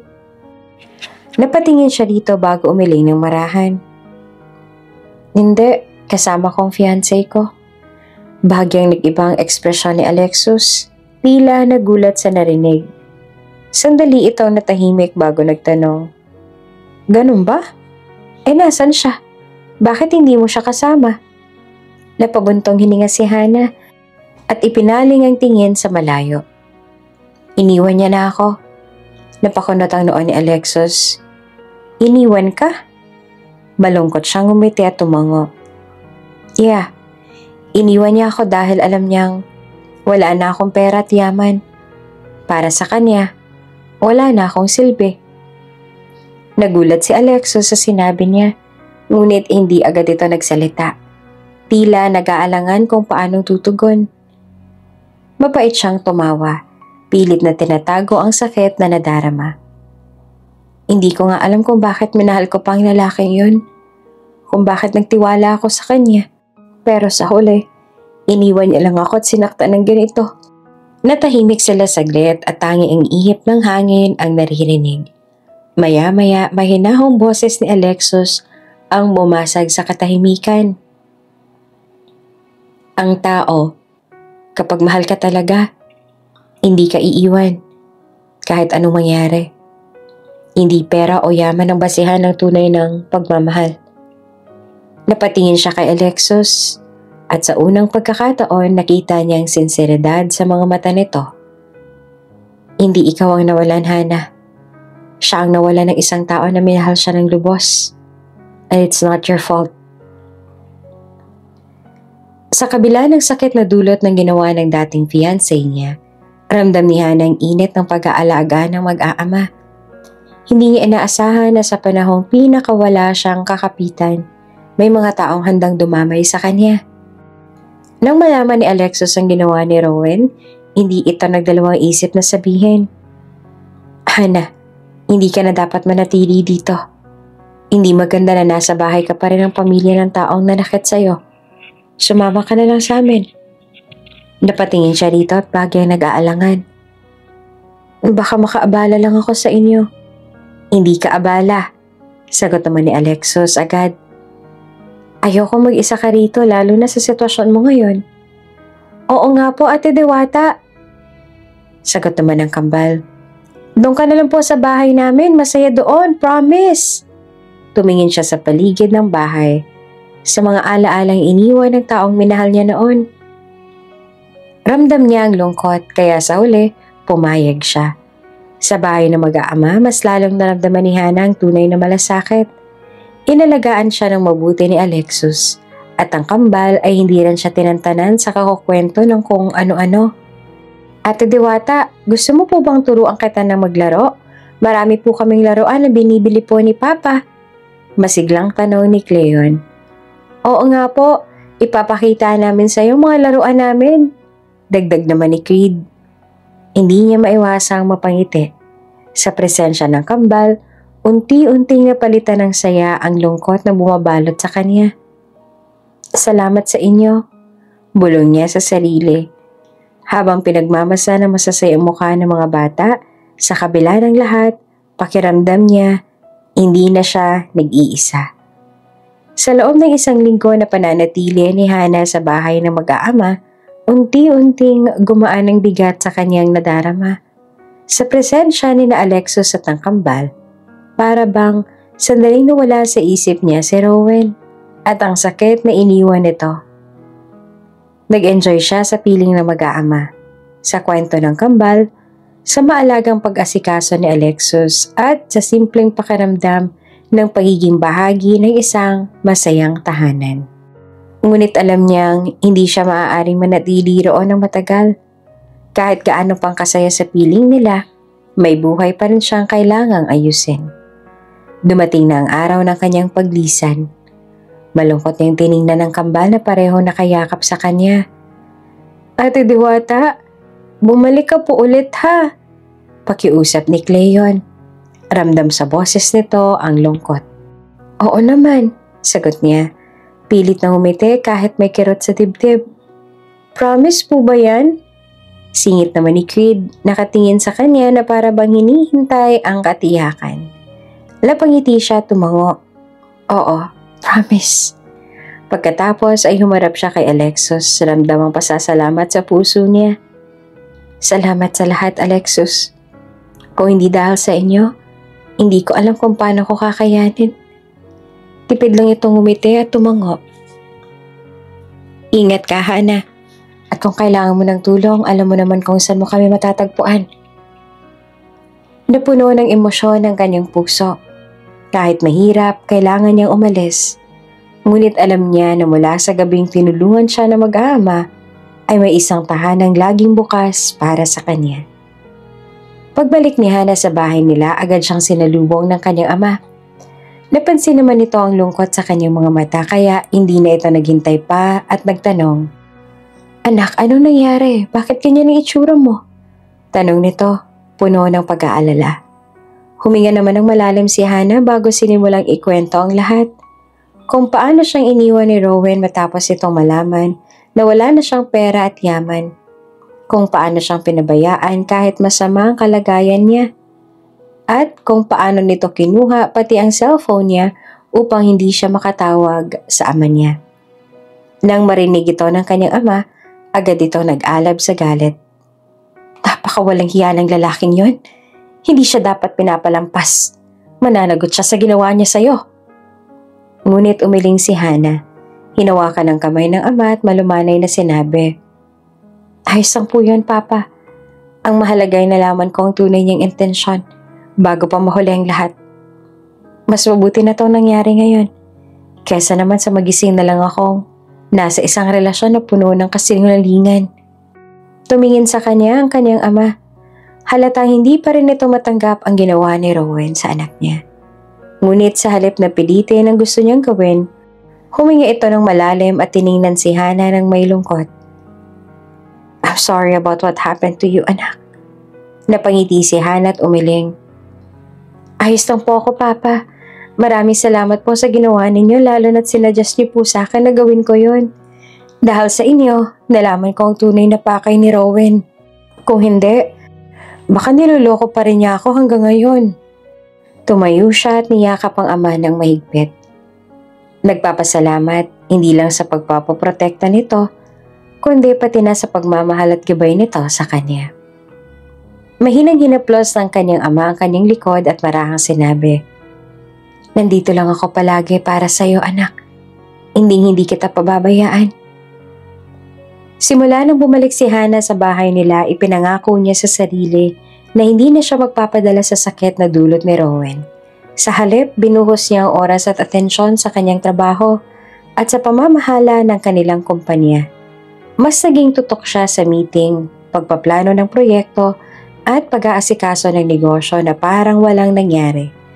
Ngunit kahit anong pilit niyang gawin, abala ang sarili. May mga sandali pa rin hindi niya mapigilan ng pag-iisip tungkol sa mag-ama, lalo na sa kambal. Napalapit na rin kasi siya sa kanila. At ngayon, pakiramdam niya ay may kulang sa kanyang araw. 2 buwan ang lumipas at ganun pa rin. Mas naiisip niya ang mag-ama kaysa kay Rowan. Isang gabi matapos ang mahabang araw ng trabaho, Naupo siya sa kanyang balcony habang may hawak na baso ng wine. Pinagmamasdan niya ang tahimik na lungsod. Pero ang isip niya ay hindi roon kundi sa mga alaala niya kasama sina Alexus at ang kambal. Naalala niya kung paano siyang inalagaan ng mga ito nung nagkasakit siya, kung paano siya kinulit ng kambal, at kung paano siyang tinitigan ni Alexus na para bang may nais itong sabihin. Ngunit hindi nito masabi.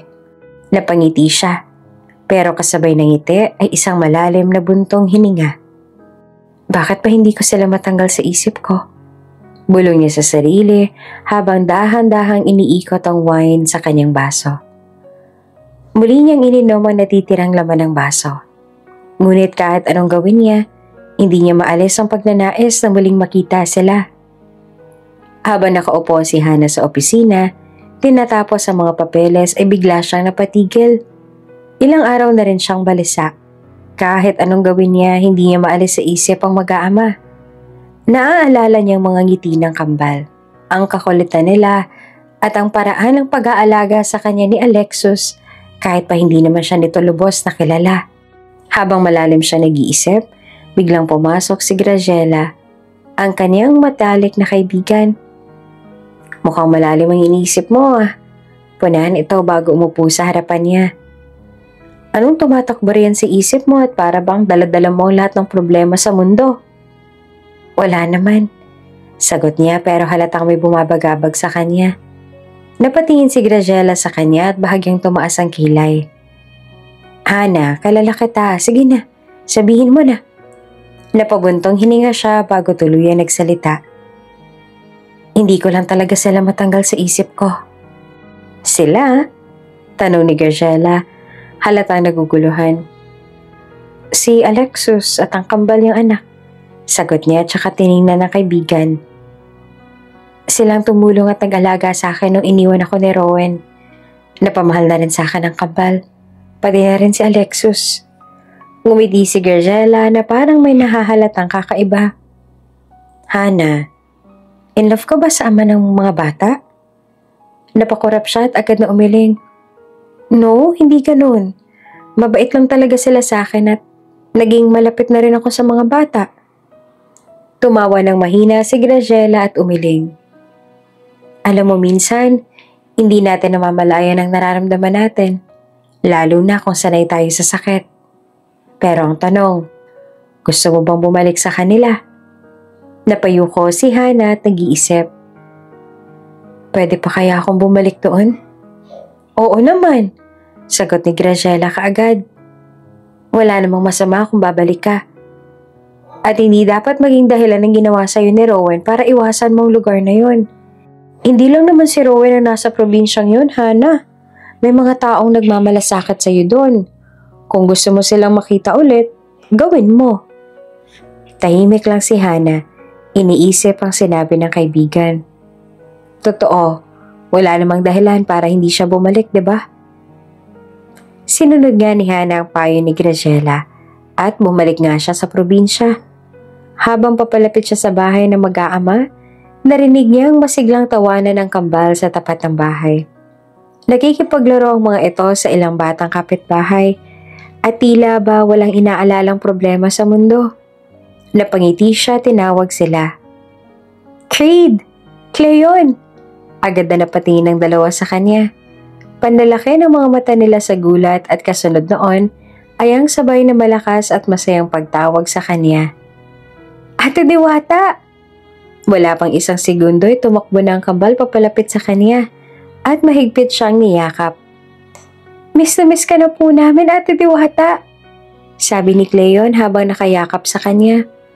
Oo nga po, akala namin hindi ka na po babalik, dagdag naman ni Creed. Napangiti si Hana at niyakap ang kambal pabalik. Miss ko na rin kayo kaya heto bumalik ako. Biglang nagsalita si Creed habang nakatingin sa loob ng bahay. Papa, nagbalik na po si Ate Diwata. Kasabay noon, bumukas ang pinto ng bahay at lumabas si Alexus. May dala itong pangsibak ng kahoy. Halatang kakagaling lang sa trabaho. Wala siyang suot na pang-itaas, kaya kitang-kita ang matipuno nitong katawan. Pati na ang pawis na dumadaloy sa kanyang balat. Napatigil si Hana. Hindi alam kung saan ibabaling ang tingin, lalo na nang matapat ang mata niya kay Alexus. Muli siyang napangiti. Pero sa pagkakataong to, may kung anong hindi niya maipaliwanag na pakiramdam ang bumalot sa kanya. Napansin ni Alexus ang presensya niya at tila nagulat saglit bago ngumiti. "Bumalik ka." Tumango siya. "Oo, pwede ba?" Ngumiti si Alexus at tumango rin. "Siyempre, laging bukas ang bahay para sa'yo." Masaya siyang winelcome ng mag-aama sa kanilang bahay. Maging si Alexus ay tila natuwa sa kanyang pagbabalik. Habang nag-uusap sila, tinanong siya ni Alexus, "Ayos ka na ba?" Ngumiti si Hana at tumango. "Oo, ayos na ako. Naka-move on na rin ako mula kay Rowan. At nagbalik na ako sa kumpanya namin. Mabuti naman," sagot ni Alexus. "Mas bagay ka roon kesa nag-aksaya ka ng panahon sa lalaking hindi ka naman pinahalagahan." Napangiti siya rito sa sinabi nito. "Salamat, Alexus." Naging masaya ang kanilang hapunan, puno ng kwentuhan at tawanan. Ang kambal ay walang tigil sa pagsasalaysay ng mga nangyari habang wala siya. Pati na rin ang mga laro at kwento na lang sa eskwelahan. Sa bawat saglit na kasama niya sila, dama niya ang init ng pamilya. Isang bagay na tila nawala sa kanya noong naging abala siya sa kanyang buhay noon. Nang matapos ang hapunan, biglang nanlumo ang kambal nang akalaing aalis na siya. "Aalis ka na po ba, Ate Diwata?" Tanong ni Cleon. Kitang-kita sa mga mata nito ang lungkot. "Miss na miss ka na po namin," dagdag ni Creed na halos maluhana. Nagkatinginan naman sila ni Alexus habang ang kambal naman ay nakayakap na sa kanya. Pilit siyang pinipigilan. Saglit na katahimikan ang bumalot sa kanila hanggang sa biglang nagsalita si Alexus. "Kung ayos lang sa'yo, dito ka na muna magpalipas ng gabi."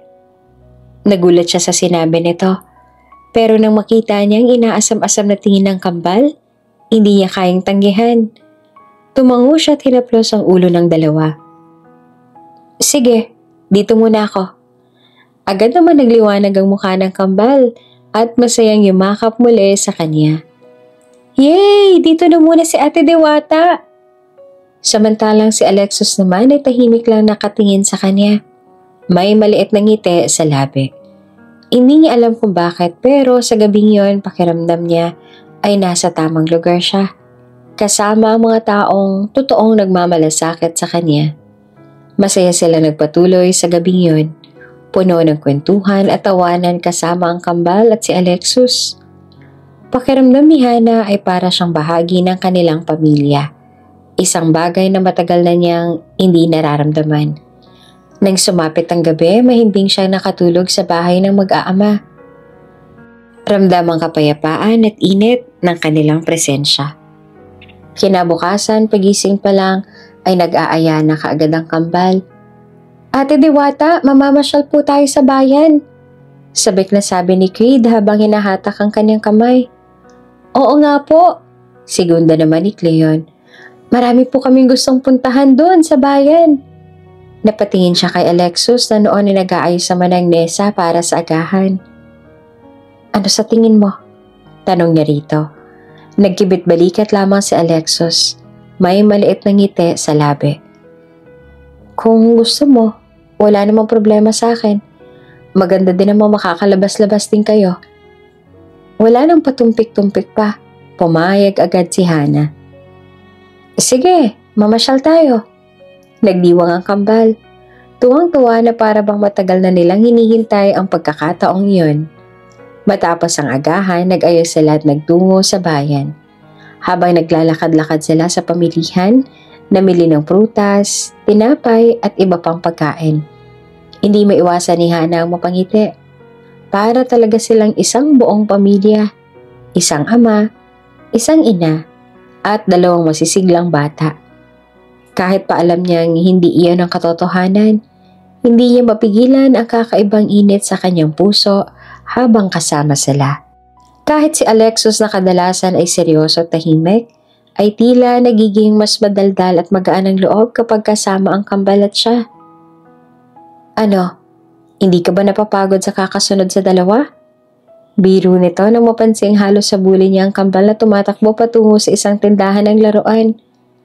Hindi naman. Natatawang sagot niya pa. Nakakaaliw nga silang panoorin. Sa gitna ng kanilang pamamasyal, hindi maiwasan ni Hanang mapaisip. Ano nga ba talaga ang lugar niya sa buhay na mag-aamang ito? At bakit parang ayaw niya nang umalis sa piling nila? Sa sumunod na araw, abala ang buong nayon sa paghahanda para sa sayawan. Masaya nagbibihis ang kambal, sabik na sambik sa unang sayawang dadaluhan nila kasama si Hana. Kahit alam niyang aalis na siya kinabukasan, pinili niyang sulitin ang huling gabi kasama ang mag-ama. Ate Diwata, ang ganda-ganda mo po, sabi ni Cleon habang hinahangaan ang suot niyang bestida. Para ka pong prinsesa, dagdag pa ni Creed. Kaya natawa siya at ginulo ang buhok ng dalawa. Salamat mga gwapito, natatawang sagot niya. Napatingin siya kay Alexus na nakatayo din. Mukhang handa sa okasyon. Ngunit hindi ito bahagyang tumango sa kanya. Pagdating nila sa plaza, masaya ang lahat. May tugtugan, may mga ilaw na nakasabit at maraming pagkain. Para talaga itong isang ingranding piyesta. Masaya silang sumayaw at nag-enjoy sa gabi. Ngunit sa hindi inaasahang pagkakataon, sa gitna ng kasiyahan, may isang tinig na nagpawala ng ngiti sa kanyang muka. Hana? Nang lumingon siya ay natigilan siya. Naroon si Rowan kasama ang kanyang ina. Napansin niyang maraming napalingon sa kanila. Marahil ay naiintriga kung ano ang nangyayari. Agad na lumapit si Rowan kasunod naman ang kanyang ina na tinitigan siya mula ulo hanggang paa na parang minamaliit siya. Totoo pala talaga ang mga balibalita.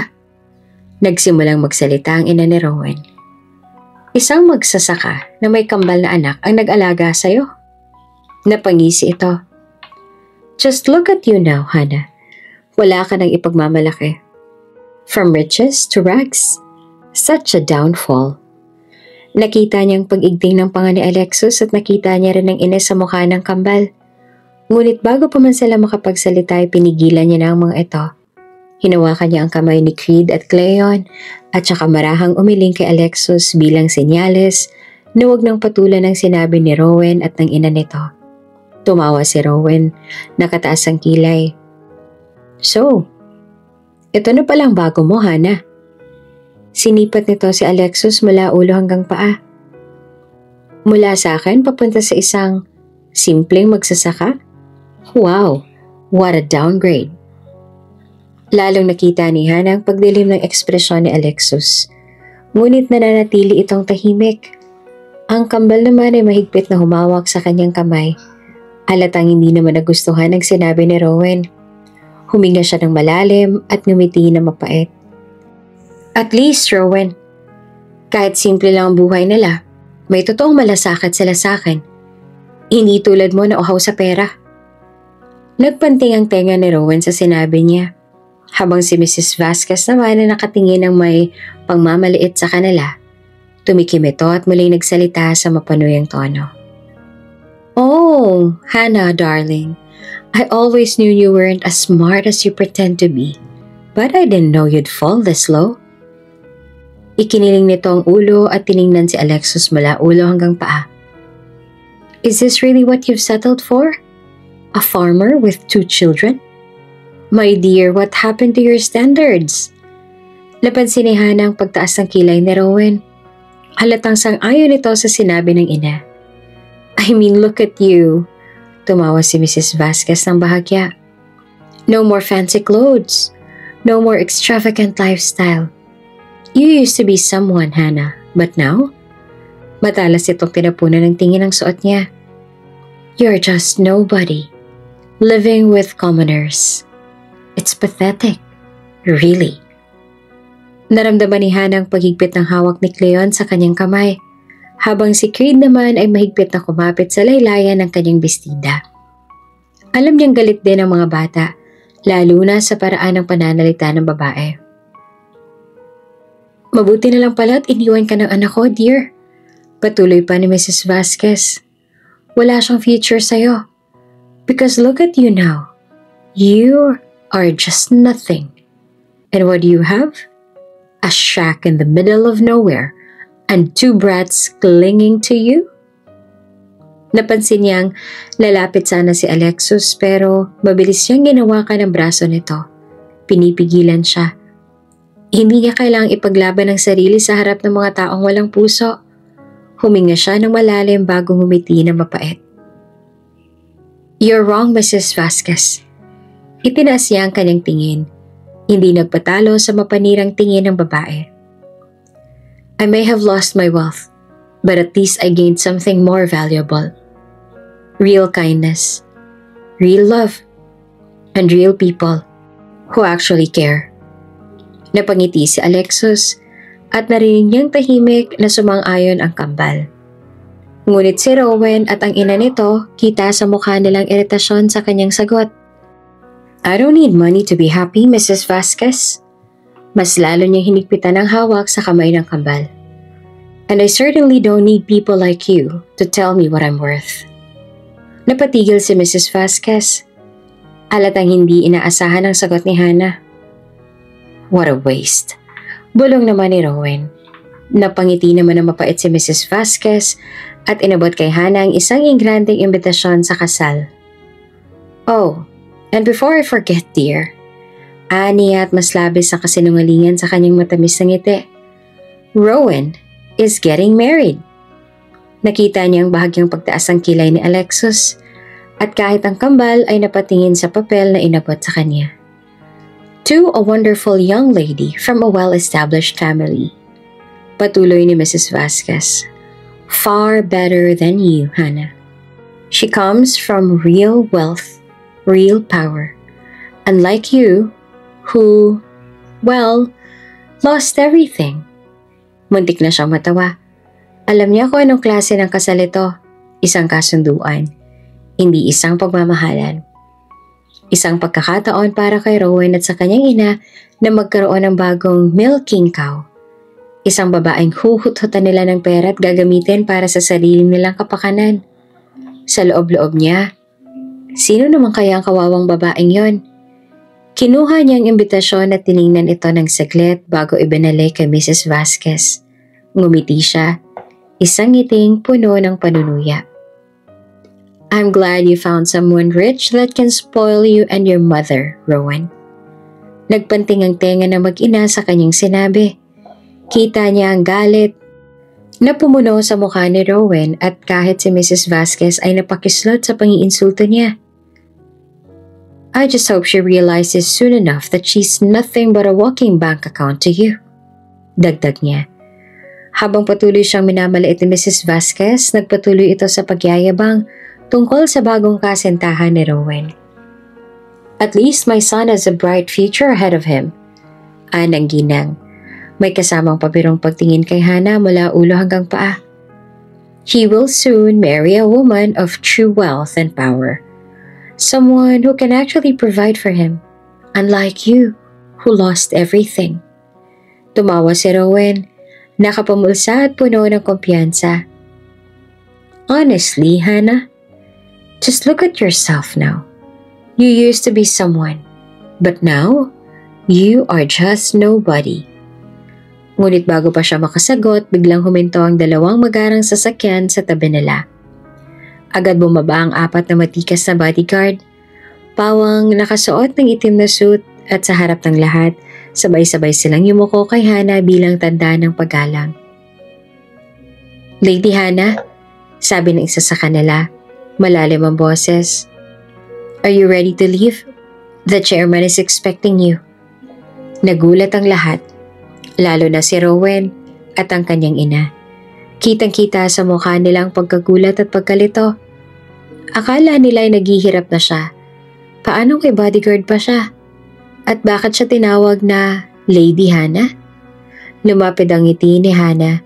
Maraang hinaplos ang kanyang buhok habang pinagmamasdan ang namumutlang mukha na mag-ina. Oh, did you really think I lost everything? Walang nawala sa akin. Ani at bagyang itinagilid ang ulo habang nilalaro ang imbitasyon sa kasal na ibinigay sa kanya kanina. Kayong nawalan, hindi ako. Honestly, I gained a lot. Nakakatuwa nga na makita kayong paniwalang paniwala sa mga sinabi ko noon. But at least lumabas ang tunay niyong kulay, right? Lumapit siya kay Rowan at ang ngiti sa kanyang labi ay puno ng panunuya. You really thought I needed you to survive? Iniling niya ang ulo at ngumiti ng mas matamis. That's the problem with you, people. Like you, Rowan. You mistake kindness for weakness. And you assume that just because someone chooses to leave behind toxic people, they have nothing left. Hindi kita hinabol nung iniwan mo ako. Kahit pa alam ko na iniisip mong hahabulin kita at magmamakaawa ko sa'yo na balikan mo ako. But I didn't. It's because I know that you're not worth it. Humakbang siya paharap. Mas lumapit pa sa kanila bago bumulong. Well, let me tell you this. Inilapit niya ang kanyang mukha kay Rowan, tsaka marahang bumulong.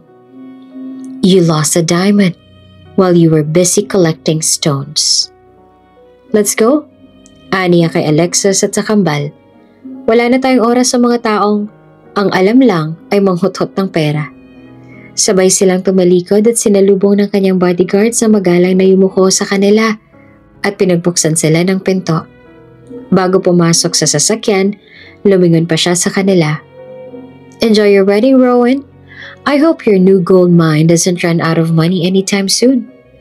Sa huling sulyap niya, nakita niya ang pamumula ng mukha ni Mrs. Vasquez. Habang si Rowan ay hindi naman makapagsalita, halatang hindi makapaniwala sa nangyari. Ngumiti si Hana at saka umakyat ng sasakyan. Iniwan ang mag-ina na parehong namumulang mukha sa hiya. Sa loob ng sasakyan, napabuntong hininga si Hana at bahagyang ipinikit ang mga mata.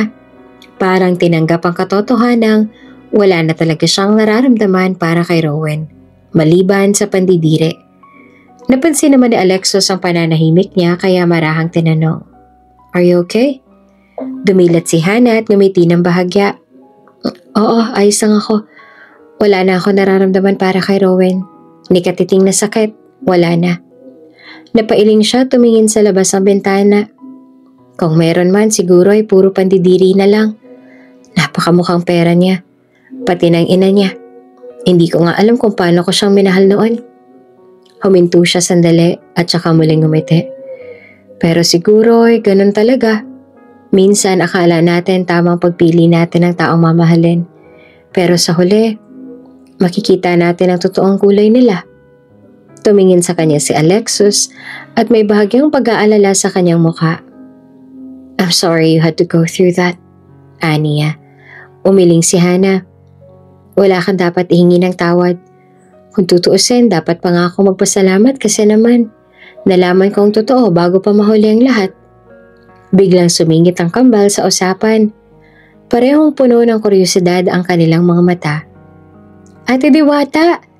Bungad ni Creed habang nakatingin sa paligid ng sasakyan. Sa'yo po ba tong sasakyan? Tsaka yung nasa likod na may mga bodyguard? Napangiti si Hana at tumango. Oo, akin to. Lalong lumaki ang mata ng kambal sa gulat at paghanga. Ang yaman mo pala, Ate Diwata! Sigaw ni Cleon. Akala ko po sabi nila wala ka ng pera. Tumawa si Hana at umiling. Hindi naman porket hindi ko pinapakita, wala na ako. Kumindat siya sa kambal. Hindi lahat ng mayaman pinapakita ang yaman nila. At hindi rin lahat ng mahirap, wala talagang pera. Napanganga ang kambal. Parang iniisip ang sinasabi niya. Habang si Alexis ay napangiti lamang, pinagmamasdan siya. Sa pagkakataong to, alam ni Hana na kahit kailan, hindi siya kailangang bumalik sa isang tulad ni Rowan. Habang patuloy silang bumabiyahe, biglang nagsalita ang driver. Lady Hana, hinihintay na po kayo ng ama ninyo sa restaurant. Narito rin po siya sa probinsya. Sinundan niya kayo nang malaman niyang bumalik kayo rito. Napatingin si Hana sa driver. Bahagyang nagulat. Nandito si Papa? Opo, at gusto rin daw po niya makilala mga kasama ninyo. Dagdag ng driver. Napaawang ang labi ni Hana bago tumingin kay Alexus. Halatang nag-aalangan. Alexus, ayos lang ba na makilala kayo ni Papa? Bahagya namang kumunot ang noon ni Alexus pero agad din itong humiti. Oo naman, walang problema sa akin. Excited namang sumingit ang kambal. Makikilala po namin ang papa niyo po, Ate Diwata? Tanong naman ni Creed. Tumango si Hana at napatawa sa tuwa ng kambal. Oo, makikilala niyo siya. Pagdating nila sa isang magarang restaurant sa bayan, bumaba sila ng sasakyan at sinalubong agad ang assistant ng kanyang ama. Lady Hana, naghihintay na po ang ama ninyo sa loob. Habang papasok sila, naramdaman ni Hana ang kabang gumapang sa kanyang dibdib. Nang makita niya ang kanyang ama na nakaupo sa isang pribadong mesa, agad itong tumayo at lumapit sa kanila. Papa! Tawag niya at ngumiti ang kanyang ama bago lumipat ang tingin kay Alexus. Ngunit sa halip na simpleng pagtango o pagkilala, biglang lumaki ang mata nito sa pagkagulat. Alexus Yuri?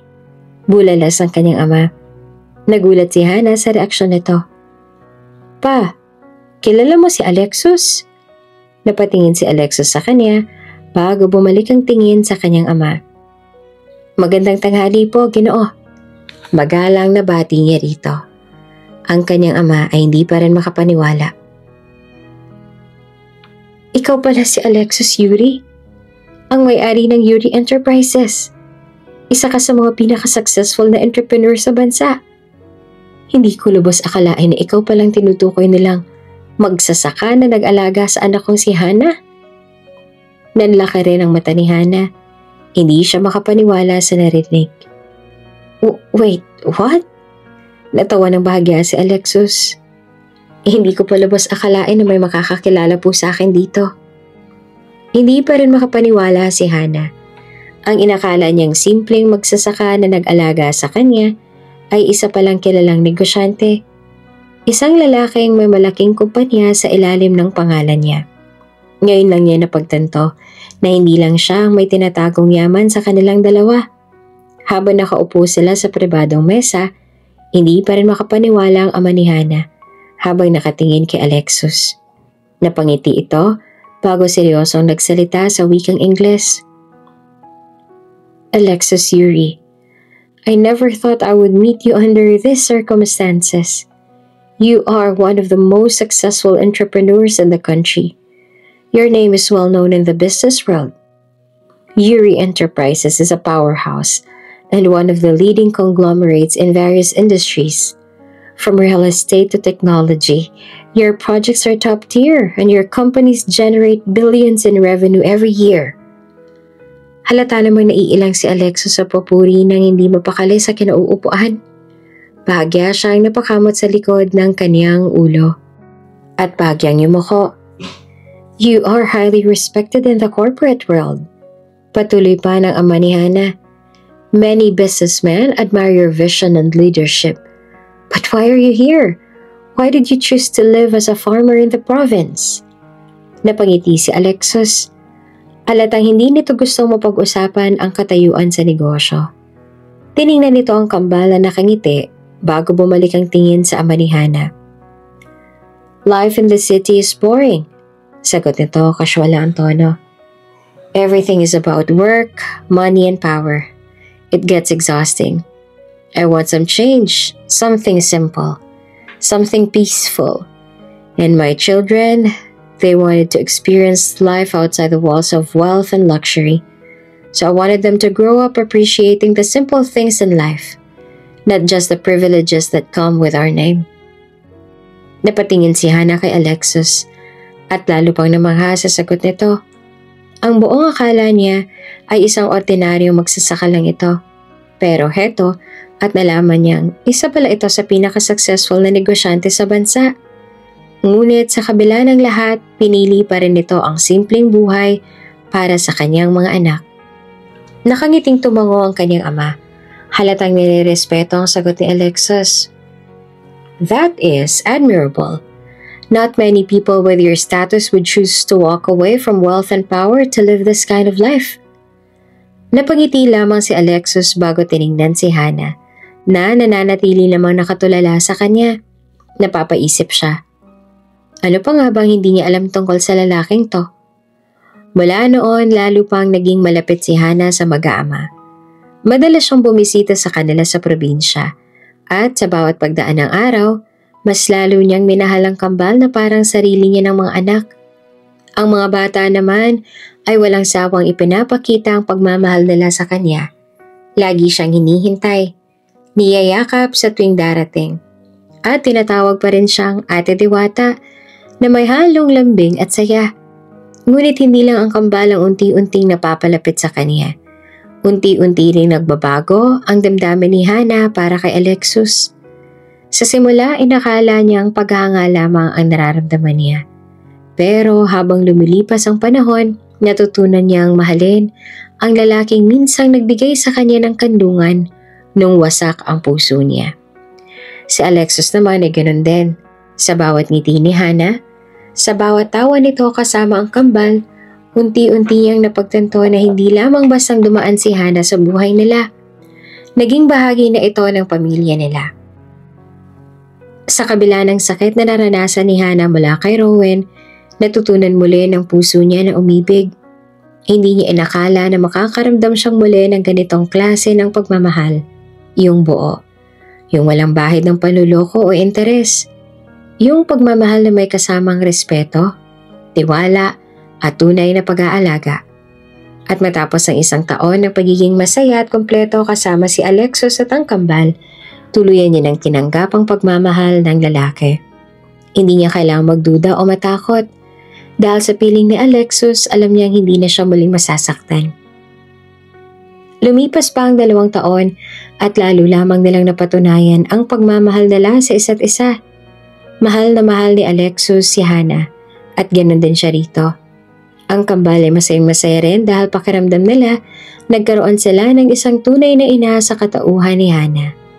Magkaibigan din sila ng tunay na ina ng mga bata na may sarili na ring pamilya at masaya ito na nahanap ng kambal ang pagmamahal at kaligayahan sa kanya.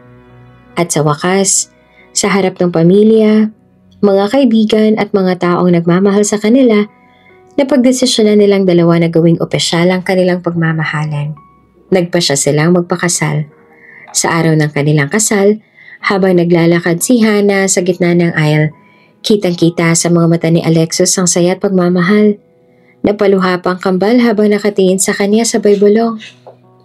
Ate Diwata, magiging totoo ka na namin, Mommy.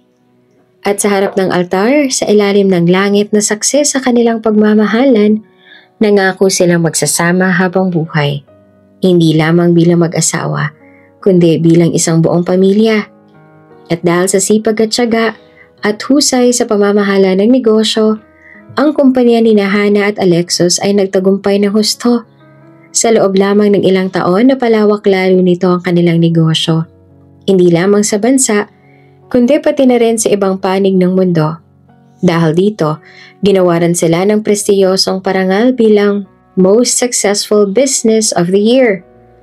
Sa gabi ng awarding ceremony, nakaupo sa harapan ang mga bigating negosyante, kilalang personalidad at mga imbitadong panauhin. Isa sa mga naroon ay si Rowan, ang asawa nito, at ang ina nito. Lahat sila ay gulat na gulat habang pinapanood si Hana at Alexis na umakyat sa entablado upang tanggapin ang parangal. Habang hawak ang mikropono, nagsalita si Alexis. It is truly an honor to receive this award. Years ago, I chose to step away from corporate world because I wanted to find a deeper purpose in life. Little did I know, I would meet someone who would not only change my perspective, but also stand beside me in building this empire. My wife, Hana, has been my greatest partner in business and in life. This success is ours to share. Ngumiti si Hana at kinuha ang mikropono. Success is not just about building a company. It is about creating something meaningful, something that helps people and inspires others. To all dreamers out there, never let setbacks define you. I once thought I lost everything, But life has a funny way of leading you to where you truly belong. Thank you to everyone who believed in us, lalo na sa aming pamilya at kambal na anak.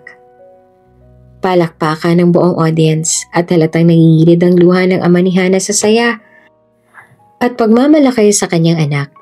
Samantala, hindi naman makapaniwala si Rowan at ang kanyang ina sa nasaksihan. Akala nila ay bumagsak na si Hana noon. Pero ngayon, siya na ang nasa rurok ng tagumpay. Lalo lang silang napahiya nang mapansin na lang maraming negosyanteng lumalapit kay Hana at Alexus para bumati at nakikipagkamay sa kanila. Pagkababa nila ng entablado, marami pang bumati sa mag-asawa. At nang sa wakas ay umarap sila kay Rowan at sa pamilya nito, walang bahid ng emosyon sa mukha ni Hana nang makipagkamay siya. Congratulations! Pilit na bati ni Rowan ngunit ramdam ang panghihinayang sa kanyang boses. Nagkatinginan si Hana at Alexus sabay ngumiti. Thank you, sagot ni Alexus. Mahigpit na hawak ang kamay ng kanyang asawa. Wala nang pakialam si Hana kay Rowan. Wala na siyang galit. Wala na ring sakit. Dahil matagal niya na itong tinalikuran. Samantala, hindi naman maipintang mukha ng asawa ni Rowan at ang kanyang ina. Hindi lang dahil sa nakitang tagumpay ni Hana, kundi dahil sa nalulugi na ring negosyo nila. Ang dating tiwala ng mga investors ay unti-unting naglalaho. At ngayon, habang nakatayo sila sa harap ni Hana at Alexus, parang lalo nilang naramdaman ang kanilang pagbagsak. Sa isip ni Hana, wala siyang pakialam kung anong mangyari kay Rowan. Hindi niya na kailangang bumawi o ipakita kung sino ang mas matagumpay. Dahil sa huli, ang tunay na tagumpay ay hindi nasusukat sa yaman o negosyo, kundi sa kung paano niya muling natutunang magmahal at maging masaya. Kung bago ka pa lang sa channel na ito, Ate Jane TV, huwag kalimutang pindutin ang notification bell and subscribe button. Sana po hindi naman malaking abala sa inyo ang pagpindot ng subscribe button dahil ang kapalit po nito ay ang pagsuporta para makapag-produce ng mga libreng stories sa mga channels ni Ate Jane. Maraming salamat!